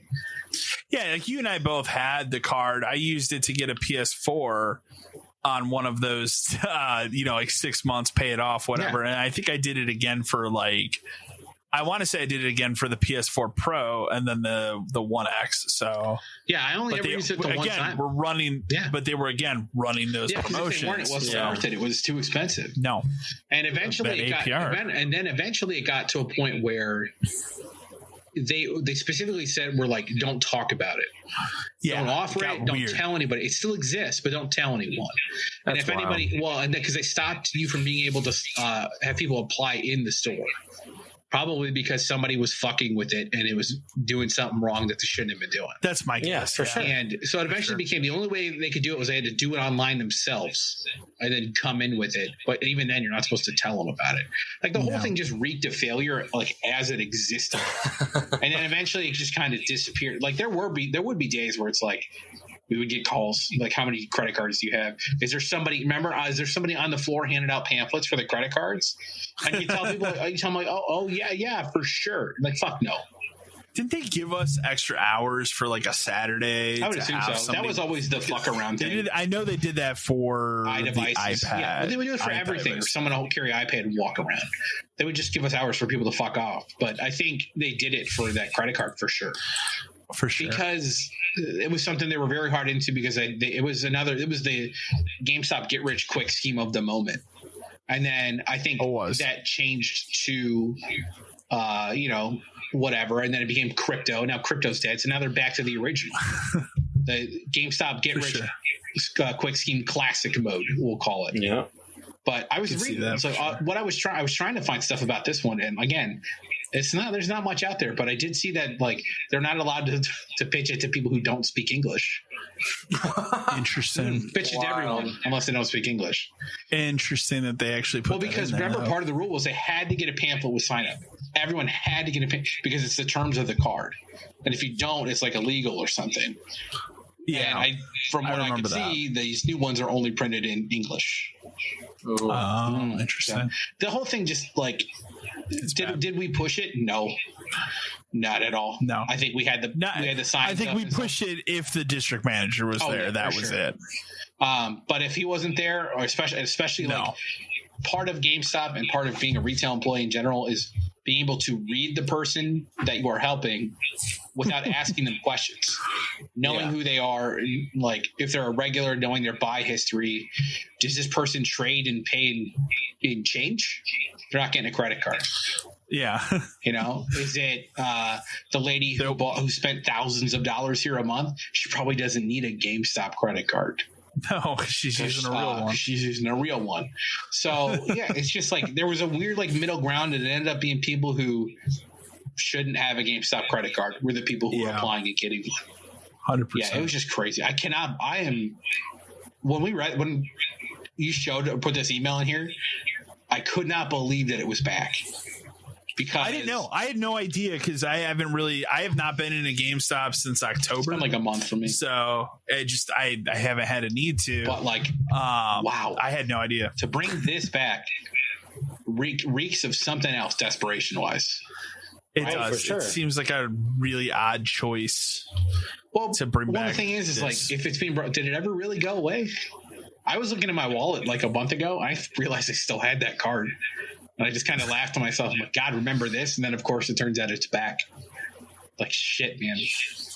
If I was there, there's no way I'd push it on anyone. I wouldn't even mention it. No, it's no. That's a bad idea. Well, I think I read something else on Reddit where part of this card coming back is they said that they're not going to track it. That's a lie. They'll track it. Well, they might tell you that now. In 2 weeks, if you haven't gotten one, I'd prepare myself for a phone call. Yep. Or maybe sure. 2, or maybe I have to call a special number every 4 hours to report in, or maybe I'm on a special conference call at 8:00 the next morning with the regional who's upset that we didn't push little Timmy's mom to get a credit card. Like, be prepared, because if this is something that they're bringing back, they're bringing it back for a reason, and they're bringing it back to make you push it down people's throats. Oh yeah, and they will not let that just. Oh, I guess no one in this district got any for the past week. Nope. You are. We used to get on conference calls for fucking not using the tablet enough, or you had a whole bunch of res canceled. Cool, that's a number I can't control. But you need that's uncontrollable. Yeah, like because there would be days you would have a situation when it comes to reservations where, like, let's say, and this happened a lot, especially in the beginning of that console generation. Hey, so and so bought a PS4 and they decided they don't like it, so they're going to come in and trade in all their games and their system. Now they're going to cancel all those PS4 reserves. Yep. So, and yeah, they're re-reserved from the Xbox, but just cancels out. If it's trackable, it is tracked, and you will be called about it if you don't. There's no way in which this credit card is not tracked. No way. That's such a lie. There's no way. Why would they bring back a 32% APR credit card and not track how many you're pushing? I'd say something like, we really don't care about it. I know firsthand at like TJ Maxx, people get bitched out, written up, and fired for not selling credit cards at that place. I remember when my first retail job, Target, like they were hard about getting those red cards, which is their credit card. Yeah, they would track that heavily. Like I think their goal is like 5 a day. I don't even get it as a store. Oh, yeah.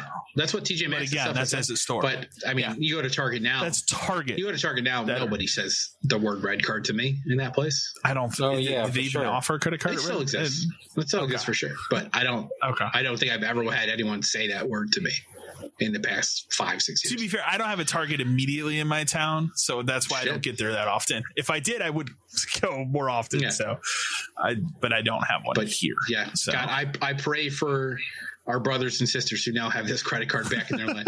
It'll probably disappear in like 6 months, but it's going to be a bad 6 months. It's going to be a bad 6 months going into the summer. Yeah. Oh God. Yeah. So no, you know what? It'll last through holiday, and then it'll be gone. When it fails during the holiday. Yes. that's the key there. So, but as always, thank you to everybody who wrote in. You can always write in at podcast572@gmail.com. Otherwise, we'll be back in another 2 weeks to talk more on the podcast. About Thank Rebirth. You for listening. About Rebirth. It's going to be Rebirth cast.